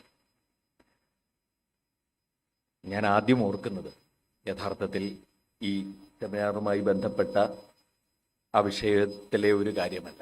ഇവിടെ ഇന്നിപ്പോൾ ഈ സെമിനാറിൽ സാക്ഷ്യം വഹിച്ച സമയത്ത് മനസ്സിലേക്ക് വന്ന ഒരു കാര്യം, അതായത് 2000-ലാകണം അല്ലെങ്കിൽ 1999-ലാകണം, ഏതാണ്ട് ആ സമയത്ത് ഞങ്ങൾ ഏഷ്യാനെറ്റിൻ്റെ പ്രവർത്തകൻ എന്ന നിലയിൽ ഞാൻ സിംഗപ്പൂരിൽ ജോലി ചെയ്യുന്ന ഒരു കാലമാണ്. അവിടെ നിന്നായിരുന്നു ഞങ്ങളുടെ വാർത്താ സംപ്രേഷണം നടന്നുകൊണ്ടിരുന്നത്. ആ കാലഘട്ടത്തിൽ ഞാൻ ഞങ്ങൾ 3 മാസം കൂടുമ്പോൾ ഞങ്ങൾക്ക് നാട്ടിലേക്ക് വരാനുള്ളൊരു സൗകര്യം വന്നിട്ടുണ്ടായിരുന്നു. അപ്പോൾ അങ്ങനെ വന്ന സമയത്ത് ഞാൻ നാട്ടിൽ ഒരു തീവണ്ടി യാത്രയ്ക്കിടെ ആ സമയത്താണ് അരുന്ധതി റോയുടെ ആദ്യത്തെ നോവൽ, അതായത് ഗോഡ് ഓഫ് സ്മോൾ തിങ്സ് എന്ന പുസ്തകം പ്രസിദ്ധീകരിക്കപ്പെട്ടത്. നാട്ടിൽ വളരെ ചർച്ച ചെയ്യപ്പെട്ട ഒരു നോവൽ. ഞാൻ ആ പുസ്തകം നാട്ടിലെത്തിയ ഉടനെ തന്നെ വാങ്ങുകയും അത് വായിച്ചു തുടങ്ങുകയായിരുന്നു. ആ യാത്രക്കിടയിൽ ഞാനത് വായിച്ചുകൊണ്ടിരിക്കുകയായിരുന്നു. കുറച്ചു നേരം കഴിഞ്ഞപ്പോഴാണ് എൻ്റെ സമീപത്തിരുന്നത് ആരാണെന്ന് ഞാൻ ശ്രദ്ധിച്ചു നോക്കിയപ്പോൾ അത് ശ്രീ ET മുഹമ്മദ് ബഷീർ. അദ്ദേഹം എന്നോട് ചോദിച്ചു, ഏത് പുസ്തകമാണ് വായിക്കുന്നത് ചോദിച്ചു. ഞാൻ അന്ന് അത്രയൊന്നും പരിചിതനല്ല, PTക്കായാലും എന്നെ അത്രയൊന്നും പരിചയം ഉണ്ടാവണം. കാരണം ഏഷ്യാനെറ്റ് അത്രയൊക്കെ ആയി വരുന്നതൊക്കെ ഉണ്ടായിരുന്നു. അപ്പം എനിക്ക് ET നന്നായിട്ട് അറിയാമല്ലോ. അപ്പോൾ ഏത് പുസ്തകമാണ്? ഞാൻ പറഞ്ഞു ഗോഡ് ഓഫ് സ്മോൾ തിങ്സ് വായിക്കുകയാണ്. അപ്പോൾ എന്നോട് പറഞ്ഞു ഞാൻ വായിച്ചു. എനിക്ക് അതുണ്ടാക്കിയൊരു സന്തോഷം അത് ചെറുതല്ല. അത് ഞാനിപ്പോൾ വീണ്ടും ഓർക്കുന്നത്, ET ഇവിടെ സംസാരിച്ച് വന്നപ്പോൾ നമ്മുടെ രാമനുണ്ണിയുടെ പുസ്തകത്തെക്കുറിച്ച് പറഞ്ഞപ്പോൾ ഞാൻ വായിച്ചു എന്ന് പറഞ്ഞത്, അതുണ്ടാക്കുന്ന ഒരു സന്തോഷം, അത് അന്ന് ആ പുസ്തകം വായിക്കാൻ വളരെ പ്രയാസമാണ്. കാരണം പുസ്തകം വാങ്ങണം, കിട്ടണം, അത് ആയി വരുന്നതേ ഉണ്ടായിരുന്നുള്ളൂ, അത് പ്രശസ്തിയിലേക്ക് വരുന്നതേ ഉണ്ടായിരുന്നുള്ളൂ.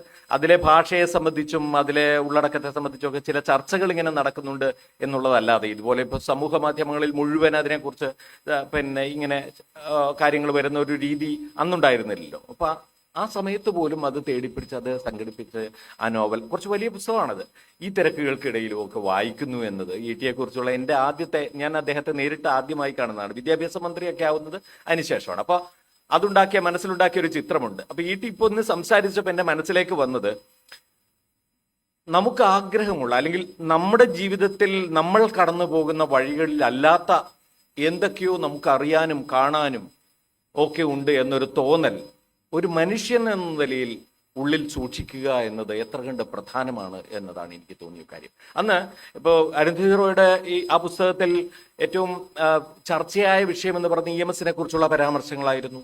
അതുപോലെ തന്നെ അതിൻ്റെ ആ ഭാഷയുടെ പ്രത്യേകതകളായിരുന്നു. അപ്പോൾ അന്നൊക്കെ അങ്ങനെയുള്ള എഴുത്തൊക്കെ വന്നു തുടങ്ങുന്ന ഒരു കാലം കൂടിയായിരുന്നു.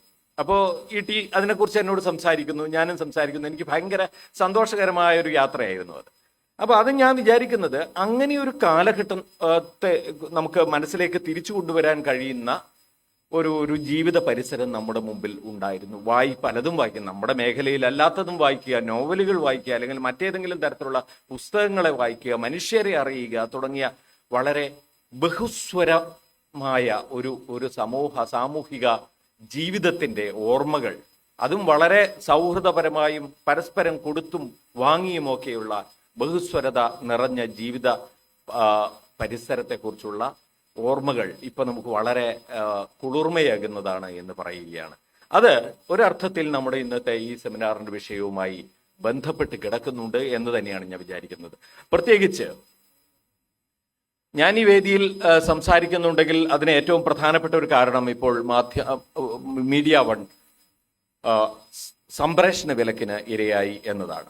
നിങ്ങൾക്കെല്ലാം അറിയാം. ഞാൻ അതിനെക്കുറിച്ച് അതിൻ്റെ ഇതുവരെ ഉണ്ടായ കാര്യങ്ങൾ ഞാൻ വിശദീകരിക്കേണ്ടതില്ല. പക്ഷേ മീഡിയ വൺ സംപ്രേഷണ വിലക്ക് നേരിട്ടപ്പോൾ അതൊരു മാധ്യമ സ്ഥാപനത്തിന് നേരെയുണ്ടായ ആക്രമണം മാത്രമല്ല, മാധ്യമ സ്വാതന്ത്ര്യത്തിന് നേരെയുണ്ടായ ആക്രമണം മാത്രമല്ല, അത് പൗരസ്വാതന്ത്ര്യത്തിന് നേരെയുള്ള ആക്രമണം തന്നെയാണ് എന്ന് മനസ്സിലാക്കിക്കൊണ്ട് ഹനിക്കപ്പെടുന്ന പൗരസ്വാതന്ത്ര്യം എന്ന തലക്കെട്ടോടുകൂടിയുള്ള ഒരു സെമിനാറിലേക്ക് മീഡിയ വണ്ണിന് വേണ്ടി സംസാരിക്കാൻ ഞാൻ എത്തുന്നു എന്നതുകൂടിയാണ്. അക്കാര്യത്തിൽ മുസ്ലിം യൂത്ത് ലീഗ് കാണിച്ച വളരെ കൃത്യമായ ഒരു രാഷ്ട്രീയ ജാഗ്രത വളരെ പ്രശംസനീയമാണ്. കാരണം നമുക്ക് മാധ്യമ സ്വാതന്ത്ര്യത്തെക്കുറിച്ചും മാധ്യമങ്ങളുടെ പ്രവർത്തനത്തെക്കുറിച്ചും നമുക്ക് പല രീതിയിലും സംസാരിക്കാം, പല മട്ടിലും സംസാരിക്കാം. പക്ഷേ അതിലെ ഏറ്റവും മൗലികമായ വസ്തുത എന്ന് പറയുന്നത് നമ്മുടെ മൗലിക അവകാശം തന്നെ റദ്ദാക്കപ്പെടുന്ന, അല്ലെങ്കിൽ മൗലിക അവകാശങ്ങൾ തന്നെ സംരക്ഷിക്കപ്പെടാതെ പോകുന്ന, അത് നിഷേധിക്കപ്പെടുന്ന സാഹചര്യം അടിക്കടി ഉണ്ടാകുന്നു എന്നതാണ്. അതിൻ്റെ ഒരു ഉദാഹരണമായി മീഡിയ വണ്ണിന് നേർക്കുള്ള ഈ സംപ്രേഷണ വിലക്ക് കാണുന്നു എന്നതാണ്. അങ്ങനെ കാണുന്നതാണ് ഏറ്റവും ശരിയായ രീതിയിൽ ആ സംഭവത്തെ കാണുന്നതിൻ്റെ രീതി. അപ്പോൾ നമ്മളിപ്പോൾ ഇവിടെ സംസാരിച്ചവരെല്ലാവരും തന്നെ പറയുകയുണ്ടായി ഏതൊക്കെ തരത്തിലാണ് നമ്മുടെ സ്വാതന്ത്ര്യം ഹനിക്കപ്പെടുന്നത് എന്നത്.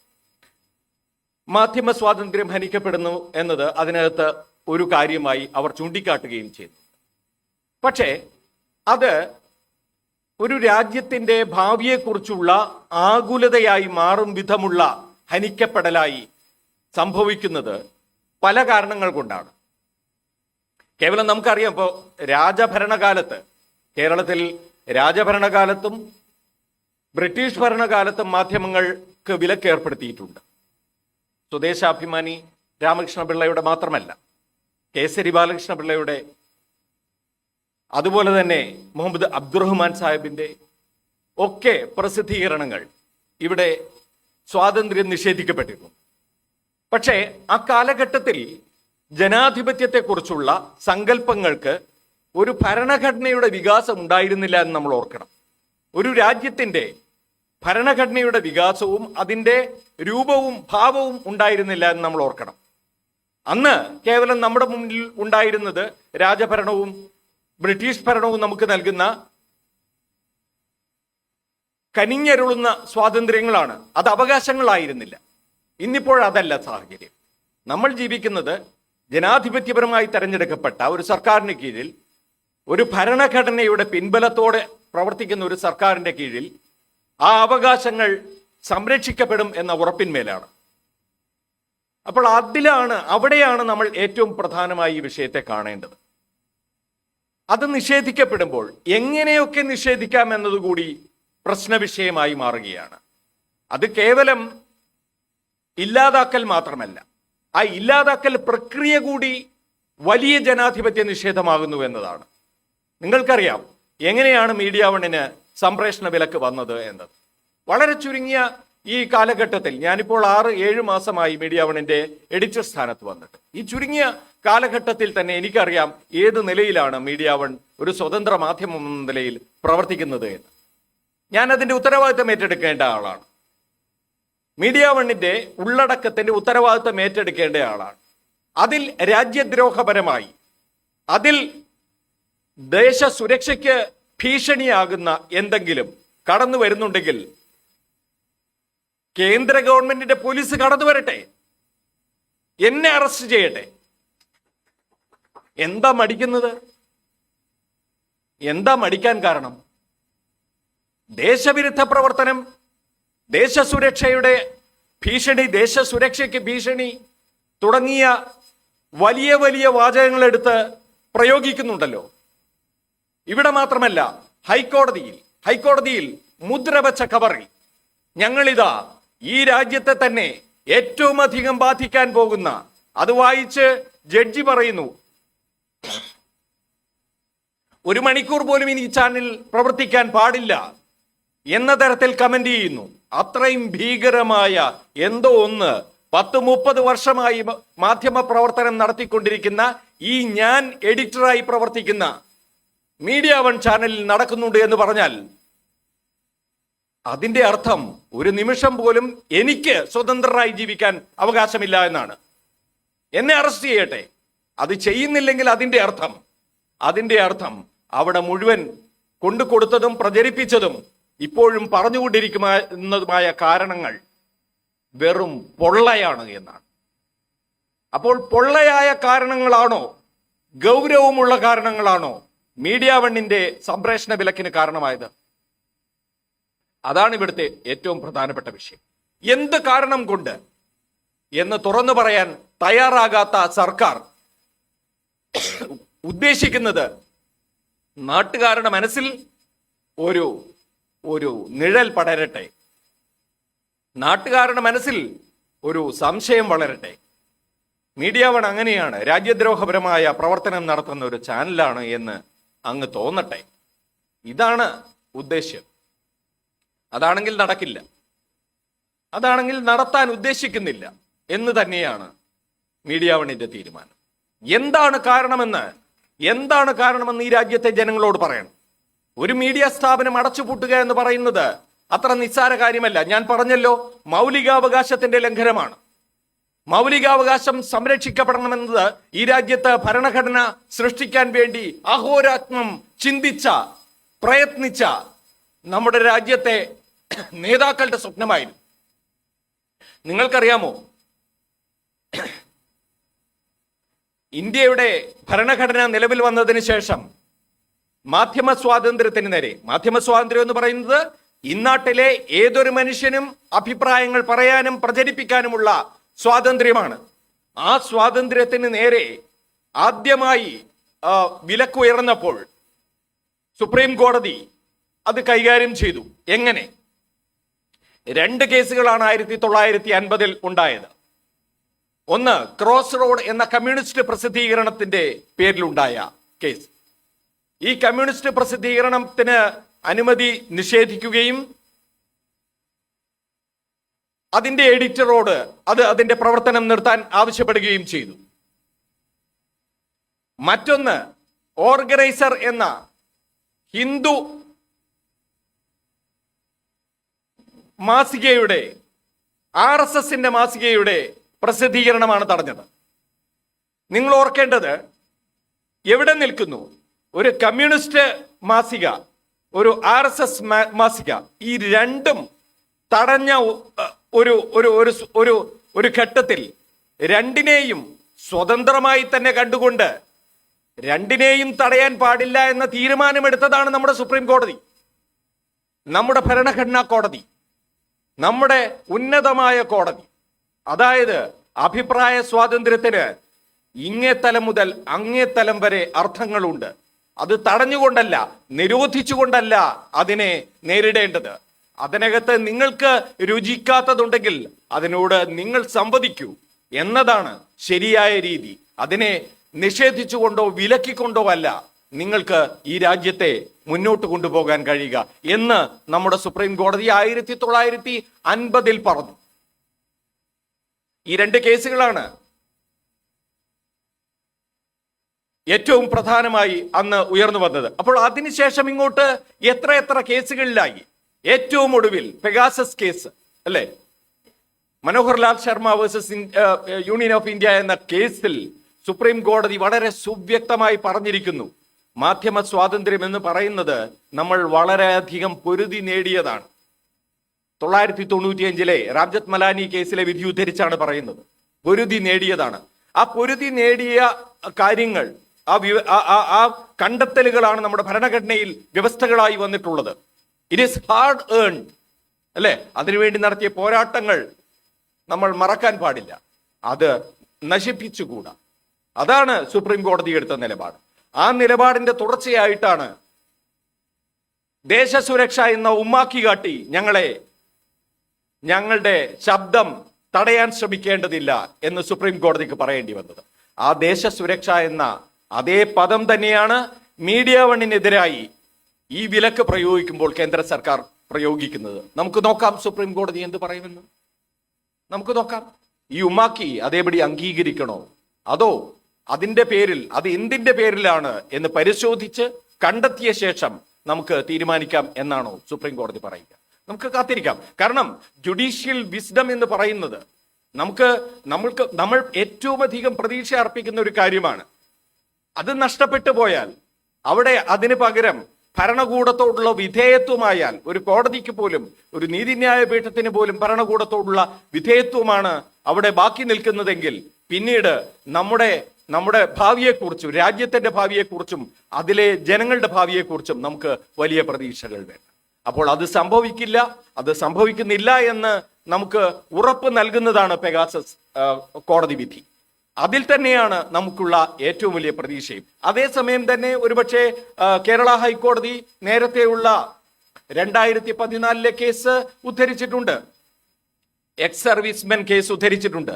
അതിൽ ദേശ സുരക്ഷ എന്ന കാര്യത്തിൽ സർക്കാരിന് മാത്രമാണ് തീരുമാനമെടുക്കാനുള്ള അവകാശം. അത് ചോദ്യം ചെയ്യപ്പെടാൻ കഴിയില്ല. ജുഡീഷ്യൽ റിവ്യൂവിന് അത് വിധേയമാക്കുന്നതിൽ പരിമിതിയുണ്ട് എന്നാണ് പറഞ്ഞത്. പക്ഷേ 2021 സുപ്രീം കോടതി പറഞ്ഞിരിക്കുന്നത് ജുഡീഷ്യൽ റിവ്യൂവിന് പരിമിതികൾ ഉണ്ടെങ്കിൽ തന്നെ ആ ഉമ്മാക്കി എപ്പോഴും പ്രയോഗിക്കണ്ട എന്ന് പറഞ്ഞത് ഇതേ സുപ്രീം കോടതിയാണെന്ന് നമ്മൾ ആലോചിക്കണം. അതുകൊണ്ട് തന്നെ എനിക്ക്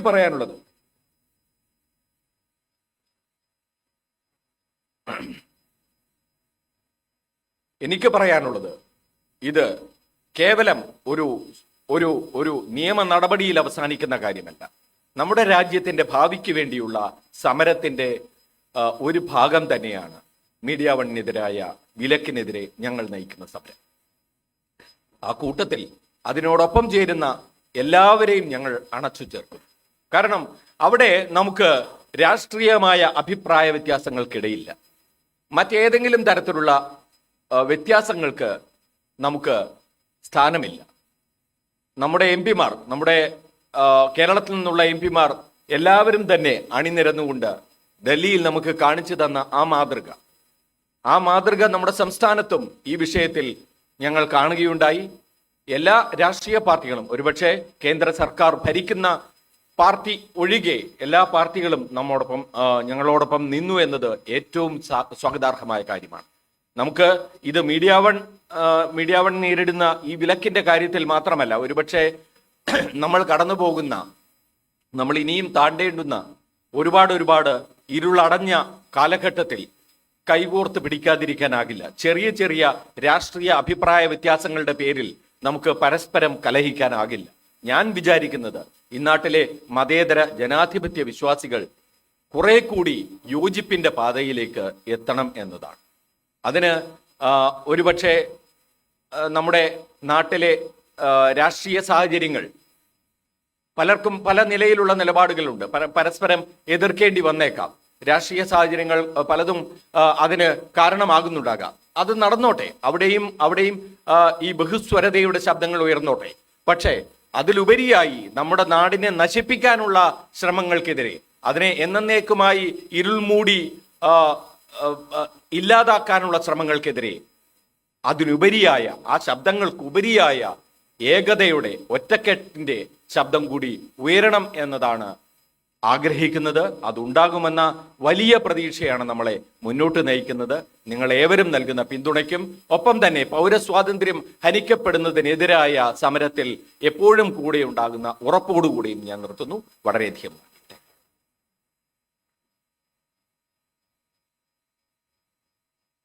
യൂത്ത് ലീഗിന്റെ ദേശീയ ജനറൽ സെക്രട്ടറി പ്രിയപ്പെട്ട ഫൈസൽ ബാബു.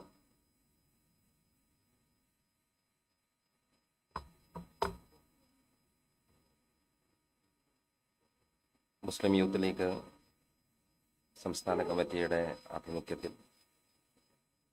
മാധ്യമ സ്വാതന്ത്ര്യം, പൗരസ്വാതന്ത്ര്യം വിഷയമാക്കിയുള്ള ഈ സെമിനാർ അർത്ഥപൂർണമായ സംഭാഷണങ്ങളെ കൊണ്ടും സംവാദങ്ങളെ കൊണ്ടുമൊക്കെ സമ്പന്നമായ ഈ സെമിനാർ ഒരൈക്യപ്പെടൽ കൂടിയാണ്. ഇവിടെ പ്രിയപ്പെട്ട പ്രമോദ് രാമൻ അടക്കമുള്ള ദൃശ്യമാധ്യമങ്ങളുടെ ഫ്രെയിമിൽ കേരളത്തിൻ്റെ വാർത്താ സംസ്കാരത്തിന് പുതിയ മാനങ്ങൾ നൽകി ദൃശ്യമാധ്യമങ്ങളുടെ ആഗമനം അതിൻ്റെ ചരിത്രം എഴുതുമ്പോൾ നമ്മുടെ ഈ സെമിനാറിൽ അതിഥിയായി നമ്മോട് സംവദിക്കുന്ന പ്രിയപ്പെട്ട പ്രമോദ്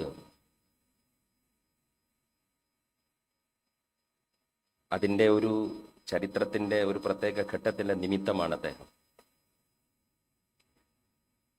ഇടക്കാലത്ത് എപ്പോഴും ഒരു സെലിബ്രിറ്റി ഇമേജ് നമ്മുടെ മാധ്യമപ്രവർത്തകർക്ക് വന്നു. ഞാനിപ്പോൾ ഈ സദസ്സിൽ ഇരുന്നപ്പോൾ പ്രിയപ്പെട്ട പ്രമോദ് രാമനോട് ചോദിക്കായിരുന്നു, നിങ്ങൾ മനോരമ പോലുള്ള ഒരു വലിയ മാധ്യമ സ്ഥാപനത്തിൽ നിന്ന് മീഡിയ വൺ പോലുള്ള ഒരു പ്രതലത്തിലേക്ക് നിങ്ങൾ വന്നതിന് കരിയർ ഓപ്ഷൻ അല്ലാത്ത എന്തു കാരണമാണ് എന്ന ചോദ്യം ഞാൻ അദ്ദേഹത്തോട് ചോദിക്കുകയായിരുന്നു. വലിയ കോർപ്പറേറ്റുകൾ നിയന്ത്രിക്കുന്ന മാധ്യമ സ്ഥാപനങ്ങൾ നമുക്കറിയാം. നെറ്റ്വർക്ക് 18 നിയന്ത്രിക്കുന്നത് മോദിയുടെ ഭക്തജന സംഘത്തിൽ സഞ്ചരിക്കുന്ന മുകേഷ് അംബാനി എന്ന വലിയ കോർപ്പറേറ്റ് ഗ്രൂപ്പാണ്. SL ഗ്രൂപ്പിന്റെ മേധാവിയായ RSSകാരനായ സുഭാഷ് ചന്ദ്രയാണ് സി ഗ്രൂപ്പിനെ നിയന്ത്രിക്കുന്നത്. ടൈംസ് ഗ്രൂപ്പ്, ടൈംസ് നൗ, കഴിഞ്ഞ ദിവസം എന്നെ ഹിജാബ് ചർച്ചയ്ക്ക് വിളിച്ചപ്പോൾ മർഫുവ എന്ന് പറയുന്നവരുടെ എഡിറ്റർ വിളിച്ചപ്പോൾ അവരുടെ മാധ്യമ സ്ഥാപനത്തെക്കുറിച്ച് വലിയ വർത്തമാനം പറഞ്ഞപ്പോൾ ഞാൻ പറഞ്ഞു, നിങ്ങളുടെ ടൈംസ് നൗ, ഞാൻ യൂത്ത് ലീഗിൻ്റെ ഒരു പ്രതിനിധിയാണ്, അതുകൊണ്ട് ഞങ്ങളൊരു പൊളിറ്റിക്കൽ ലിറ്ററസി വെച്ച് ഞങ്ങൾ ആ എന്നിനെ സബ്സ്റ്റിറ്റ്യൂട്ട് ചെയ്ത് സി വെക്കും. നിങ്ങൾ ടൈംസ് നൗ അല്ല, നിങ്ങൾ ടൈംസ് കൗ ആണ്. പശുദേശീയതയെ താലോലിക്കുന്ന ടൈംസ് ഗ്രൂപ്പിനെ നിയന്ത്രിക്കുന്നത് മോദിയുടെ വിശ്വസ്തരുടെ സംഘമാണ്. ആദിത്യ ബിർള ഗ്രൂപ്പിന്റെ അരുൺ പുരിയുടെ ഉടമസ്ഥതയിലാണ് TV ടുഡേ, ഇന്ത്യ ടുഡേ അടക്കമുള്ള മാധ്യമ സ്ഥാപനങ്ങൾ. ഇന്ത്യ TVയെ നിയന്ത്രിക്കുന്നത് മോഡിയുടെ ഭക്തനും രജത് ശർമ്മ എന്ന് പറയുന്നത് ABVPയുടെ മുൻ ജനറൽ സെക്രട്ടറിയാണ്. ഹിന്ദുത്വ ഫാഷിസത്തിന് ഇന്ത്യൻ മാധ്യമരംഗത്ത് ഒരു ദത്തുപുത്രനുണ്ടെങ്കിൽ രണ്ടുവട്ടം ആലോചിക്കാതെ നമുക്ക് പറയാം, അത് അർണബ് ഗോസ്വാമിയാണ്. അദ്ദേഹത്തിൻ്റെ റിപ്പബ്ലിക് ചാനലും ഏഷ്യാനെറ്റുമൊക്കെ BJPയുടെ MP രാജീവ് ചന്ദ്രശേഖരാണ് അതിൻ്റെ ഉടമസ്ഥൻ എന്ന് നമുക്കറിയാം. ഈ ബോധ്യത്തിൽ നിന്നുകൊണ്ടാണ് നമ്മൾ ഈ ഇന്ത്യയിലെ മാധ്യമങ്ങളെ നമ്മൾ കാണുന്നത്. വളരെ ആസൂത്രിതമാണ് ഇപ്പോൾ നടക്കുന്നത്. നമ്മൾ കെയർഫുള്ളി കെയർലെസ് എന്ന് പറയാറില്ലേ, നിഷ്കളങ്കമായി നമുക്കതിനെ കാണാൻ കഴിയില്ല. ഞാനിവിടെ പ്രിയപ്പെട്ട പാറക്കടവ് ഇരിക്കുമ്പോൾ ഞാൻ ഓർത്തു പോവാണ്, ബാബറി മസ്ജിദ് തർക്കം, അന്ന് പ്രിന്റ് മാധ്യമങ്ങളുള്ള കാലമാണ്. തുഞ്ചംപറമ്പിൽ അദ്ദേഹം സംസാരിച്ചത് ഞാൻ ഇപ്പോഴും മറന്നുപോയിട്ടില്ല. വൈശാഖനുണ്ടായിരുന്നു അന്ന് ആ സദസ്സിൽ ഒരു മോഡറേറ്ററായിട്ട്. ഇപ്പോൾ ബാബരി മസ്ജിദ് എന്ന പദപ്രയോഗത്തെ പിന്നീട് തർക്കമന്ദിരം എന്ന പദത്തിലേക്ക് അട്ടിമറിച്ച ഒരു സന്ദർഭം. ബാബരി മസ്ജിദ് രാമജന്മഭൂമി എന്ന് പറയാൻ ശീലിച്ച ഒരു സന്ദർഭം, വിവാദ മന്ദിരം എന്ന് പറയാൻ ശീലിച്ച ഒരു സന്ദർഭം. അന്ന് തുഞ്ചംപറമ്പിൽ നടന്ന ഒരു സംവാദത്തിൽ പറഞ്ഞത്, വൈശാഖൻ പരാമർശിച്ച ഒരു കാര്യം, എലിയും പൂച്ചയും ശണ്ടുകൂടുമ്പോൾ അബദ്ധം എലിയുടെ പക്ഷത്താണെങ്കിൽ പോലും പൂച്ചക്കെതിരെ നിൽക്കുക എന്ന രാഷ്ട്രീയ പ്രബുദ്ധതയാണ്, രാഷ്ട്രീയ ജാഗ്രതയാണ് ഇന്ത്യൻ അവസ്ഥയിൽ നമ്മൾ കാണിക്കേണ്ടത് എന്ന് ബാബരി മസ്ജിദിന്റെ പതനാനന്തരം, ഇത്രമേൽ ഫാഷിസം പ്രത്യക്ഷപ്പെടാത്ത ഒരു കാലത്ത്, ഈ വെല്ലുവിളികൾ ഇത്രമേൽ മൂർത്തമല്ലാത്ത ഒരു കാലത്ത് തിരൂരിലെ തുഞ്ചൻപറമ്പിലെ സംവാദവേദിയിൽ പറഞ്ഞത് ഞാൻ ഈ സന്ദർഭത്തിൽ പാറക്കടവിരിക്കുമ്പോൾ ഓർത്തു പോവുകയാണ്. 1933 ജർമ്മനിയുടെ അധികാരത്തിലേക്ക് ഹിറ്റ്ലർ കടന്നു വരുന്നത്. 2483 മാധ്യമങ്ങളായിരുന്നു, പത്രങ്ങളായിരുന്നു ജർമ്മനിയിൽ ഉണ്ടായിരുന്നത്. 1938 ജൂതന്മാർക്കെതിരെ സംഘടിതമായ ആദ്യത്തെ അക്രമം നടക്കുന്നത്. രാത്രിയിൽ ജൂത കോളനികൾ ഭീകരമായി അഗ്നിക്കിരയാക്കപ്പെട്ടു. തൊട്ടടുത്ത ദിവസം ചരമക്കോളത്തിൽ പോലും ആ വാർത്ത പരാമർശിക്കപ്പെട്ടില്ല. ചില്ലുകൾ തകർന്ന രാത്രി എന്നറിയപ്പെട്ട ആ സംഭവത്തെ ജർമ്മനിയിലെ മാധ്യമങ്ങൾ തിരസ്കരിക്കുകയായിരുന്നു. സെൽഫ് സെൻസർഷിപ്പ് എന്ന് ഇന്ന് മാധ്യമപ്രവർത്തകർ താലോലിക്കുന്ന ഈ പദം ഒരു മന്ത്രം പോലെ സ്വീകരിച്ചു എന്നതാണ് ജർമ്മനിയിലെ മാധ്യമങ്ങൾ ഹിറ്റ്ലർ ഉയർത്തിവിട്ട ഫാഷിസത്തോട് ചെയ്തത്. ഇന്ത്യയിൽ കുറെ കൂടി വ്യത്യസ്തമാണ്. ഹിന്ദുത്വ ഫാഷിസത്തിന്റെ ഐഡിയോളജിയെ മാധ്യമങ്ങൾ സ്വീകരിച്ചിരിക്കുന്നു എന്ന ഭീതിയിലാണ് നമ്മൾ ജീവിക്കുന്നത്. മുസ്ലിം യൂത്ത് ലീഗ് ഇങ്ങനെ ഒരു സെമിനാർ നടത്തുമ്പോൾ, പ്രമോദ് അടക്കമുള്ള മാധ്യമപ്രവർത്തകർ ഇരിക്കുമ്പോൾ, തങ്ങളും പ്രിയപ്പെട്ട ഫെറോസും മുസ്ലിം യൂത്ത് ലീഗിന്റെ ടീമും, കേരളത്തിൽ മാധ്യമ താലോലം കിട്ടുന്ന പാർട്ടിയല്ല മുസ്ലിം ലീഗ്. മാധ്യമ പരിലാളനയിൽ വളരുന്ന പാർട്ടിയുമല്ല. നമ്മുടെ ഏതൊരു അവസരങ്ങളെയും എത്ര മനോഹരമായി അതിനാഘോഷിക്കാം, അതിനെ പ്രൈം ടൈം ഡിബേറ്റുകളിൽ ലീഗിൻ്റെ ഒരു അകത്തു നിന്നുള്ള ഒരു ചെറിയ ഡൈവർഷൻ ഉപയോഗിക്കാമെന്ന് ഗവേഷണം ചെയ്യുന്ന മാധ്യമങ്ങളുടെ മീഡിയ സെൻട്രിക് സൊസൈറ്റിയായ കേരളത്തിൽ പക്ഷേ അതിനൊരു മാധ്യമത്തെ വേട്ടയാടാൻ ശ്രമിച്ചപ്പോൾ മുസ്ലിം യൂത്ത് ലീഗ് ബ്ലാങ്ക് ചെക്ക് വെച്ച് നിരുപാധികം ആ മാധ്യമ പ്രവർത്തകരുടെ സ്വാതന്ത്ര്യത്തിന് വേണ്ടി നിലകൊള്ളുന്നു എന്നുള്ളത് യൂത്ത് ലീഗ് കാണിക്കുന്ന ഏറ്റവും വലിയ രാഷ്ട്രീയ പ്രവർത്തനമാണ്. മാധ്യമ സ്വാതന്ത്ര്യത്തെ പിടിക്കുന്നു എന്ന് പറഞ്ഞാൽ പൗരസ്വാതന്ത്ര്യത്തെ പിടിക്കുന്നു എന്നതാണ്. ഭയരഹിതമായ അവസ്ഥയിൽ അഭിപ്രായം പറയാനുള്ള സ്വാതന്ത്ര്യത്തിന് നേരെയുള്ള കയ്യേറ്റമാണ് എന്ന് പറഞ്ഞാൽ പൗരസ്വാതന്ത്ര്യത്തിനെതിരെയുള്ള കയ്യേറ്റമാണ്. ആ അർത്ഥത്തിൽ നമുക്ക് ഈ പ്രശ്നങ്ങളെ കാണാൻ, വിശകലനം ചെയ്യാൻ നമുക്ക് സാധിക്കണം. ആ സാധ്യതയിലേക്ക് മുസ്ലിം യൂത്ത് ലീഗ് വിരൽ ചൂണ്ടുന്നു. എല്ലാവിധ അഭിവാദ്യങ്ങളും. ചർച്ചയുടെ ക്രോഡീകരണം ടി ഇസ്മായിൽ, സംസ്ഥാന ട്രഷറർ.